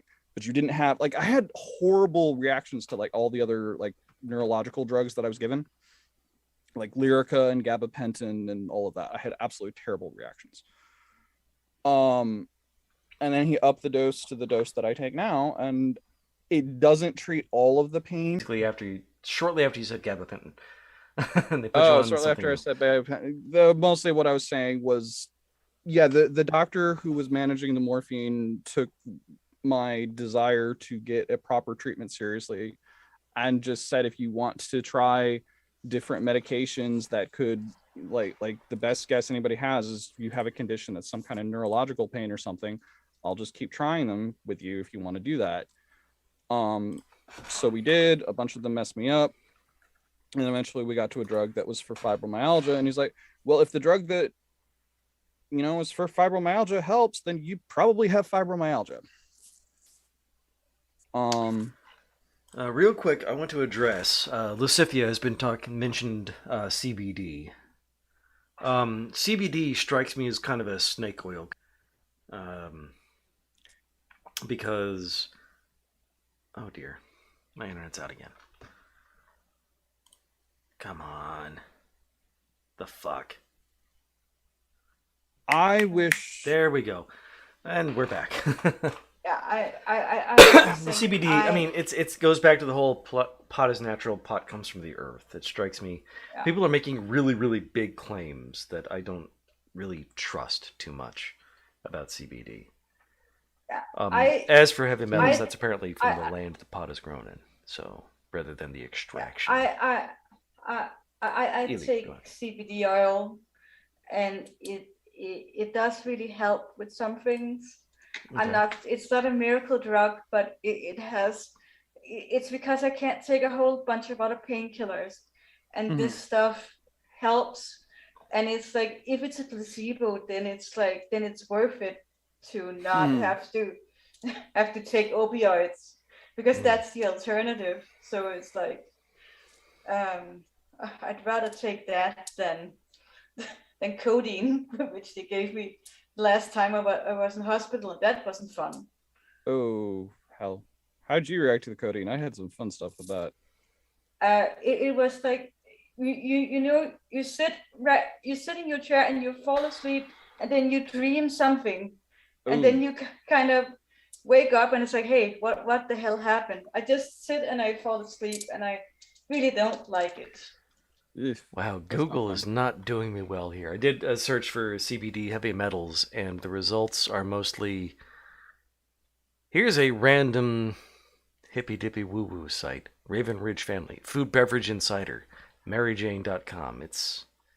I'm not getting anyone I trust here as the thing. So I don't know. I'm not willing to say anything about heavy metals and CBDs. Just because not seeing anything that's really peer reviewed. Yeah, it looks the results I got on Google right there were, hey, I'm from the carnival barker is what I was getting on that search. So I'm not willing to say anything about heavy metals there. I don't know what the story is there. My main experience with CBD is apparently it does really help a lot of people. I have found some of the creams, if I rub them into different places like contact, do give me relief from the pain. The big problem is not covered by insurance. They're really expensive, and it's like there's a lot. I feel like right now there's a lot of capitalism in them, and the thing is we don't know anything about what cannabinoids could do because racism. Yeah. And the U.S. government marijuana is it's a Schedule 1 narcotic. What the fuck? Yeah. Because Nixon wanted to punish the hippies and the spics. And John Brockman is breaking up. Oh, sorry. Where? Oh, okay. Yeah. You were breaking up, like so my internet's breaking back up on YouTube now, too. So. Yeah. But yeah, we don't know anything about what the cannabinoids could do because white supremacy. Fucking Nixon. So, go on. Right. So it's like if we could actually, get shit like the US patent on it repealed, because the US government patented it to make things harder. Patent like cannabinoid stuff. Yeah, at one point they this was like part of the whole marijuana prohibition. They actually held the patent on anything to do with cannabinoids. All that. Yep. Fuck Republicans. But yeah, to get it, work on, because like the other thing is like I tried like the food oil stuff, and it's just not a high enough dose. I've tried. I have found that like the contact ones help me, and the other stuff that I've tried, I'd have to like take a really heavy dose of it in order to get benefit. It's like would need something more concentrated, and I don't trust anything sold on a podcast myself. Yeah, that's the thing. Yeah. So it's you never know what you're getting. Yeah, Lucia. Lucifia is right. You never know what you're getting because of the lack of regulation. So it's there's like vitamins or supplements or anything else. It's all right. Profit-driven horseshit is what it looks like. So you're giving yourself expensive piss for the most part. Yeah, I only take it because the other if it's giving you some sort of help, then I'm glad for that. Yeah. But it's like I was so desperate to find something that actually helped, because I can't take like standard aspirin because I have a bleeding disorder, and it messes with my stomach. So as I understand, aspirin doesn't even help that much. Ibuprofen and Advil, things like that, are better than acetaminophen. It is, but ibuprofen is also really, really hard for the stomach, and it makes. I see. This is TMI. I once had my period for 6 weeks because I took. Oof. Because I was taking like what's it called, that kind of medication, so to deal with my period pain. So that wasn't fun, but I didn't know I didn't know I had a bleeding disorder then. So otherwise I would have been more careful. But the medication so is it I can't to take. hemophilia? Is it? No, it's a really weird genetic disorder that is like it's like a freak occurrence, and it's. Are like, you a Russian princess? Oh my god. No, not princess, John. I'm not a princess. Yeah. No, you're a Tsar. Yeah. No, I had it's called bleeding disorder blood platelet type 15. So it's that rare. It doesn't have a name. So, but it affects the ability of my blood to clot. It's not serious, but it's like I just can't take those kinds of medications. So that was why I tried CBD as like a last resort, because I don't want the opioids, because the opioids fuck you up, and they don't help. They don't help people with cerebral palsy because they don't do anything to your muscles to relax them. And that is where the amount of pain comes from in cerebral palsy, is that your muscles are always clenched, so that causes pain. And it's like it needs to sort of relax your muscles for pain medication to help. So that.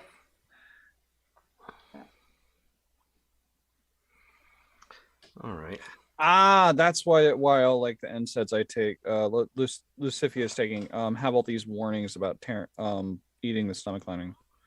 Yeah. Block this COX-1 and COX-2. COX-1 is responsible for the GI production from GI protection from stomach acid. COX-2 is considered responsible for the inflammatory processes. Okay, so yeah, so like I take meloxicam, which is an NSAID, every day, and like one of the big warnings is always take it with food because risk of stomach ulcers over time. That's also why I have a warning to don't drink a lot. Well, actually, like originally the warning was like don't drink at all, and then I had asked some doctors like, what if I have like the way I would have alcohol? It's like I just have like a couple of sips and put the bottle back in the fridge, and they're like, that's not a problem. Just don't take it at the same time you're taking the pill. But most people have way more alcohol than that than they drink, and that's a whole other thing.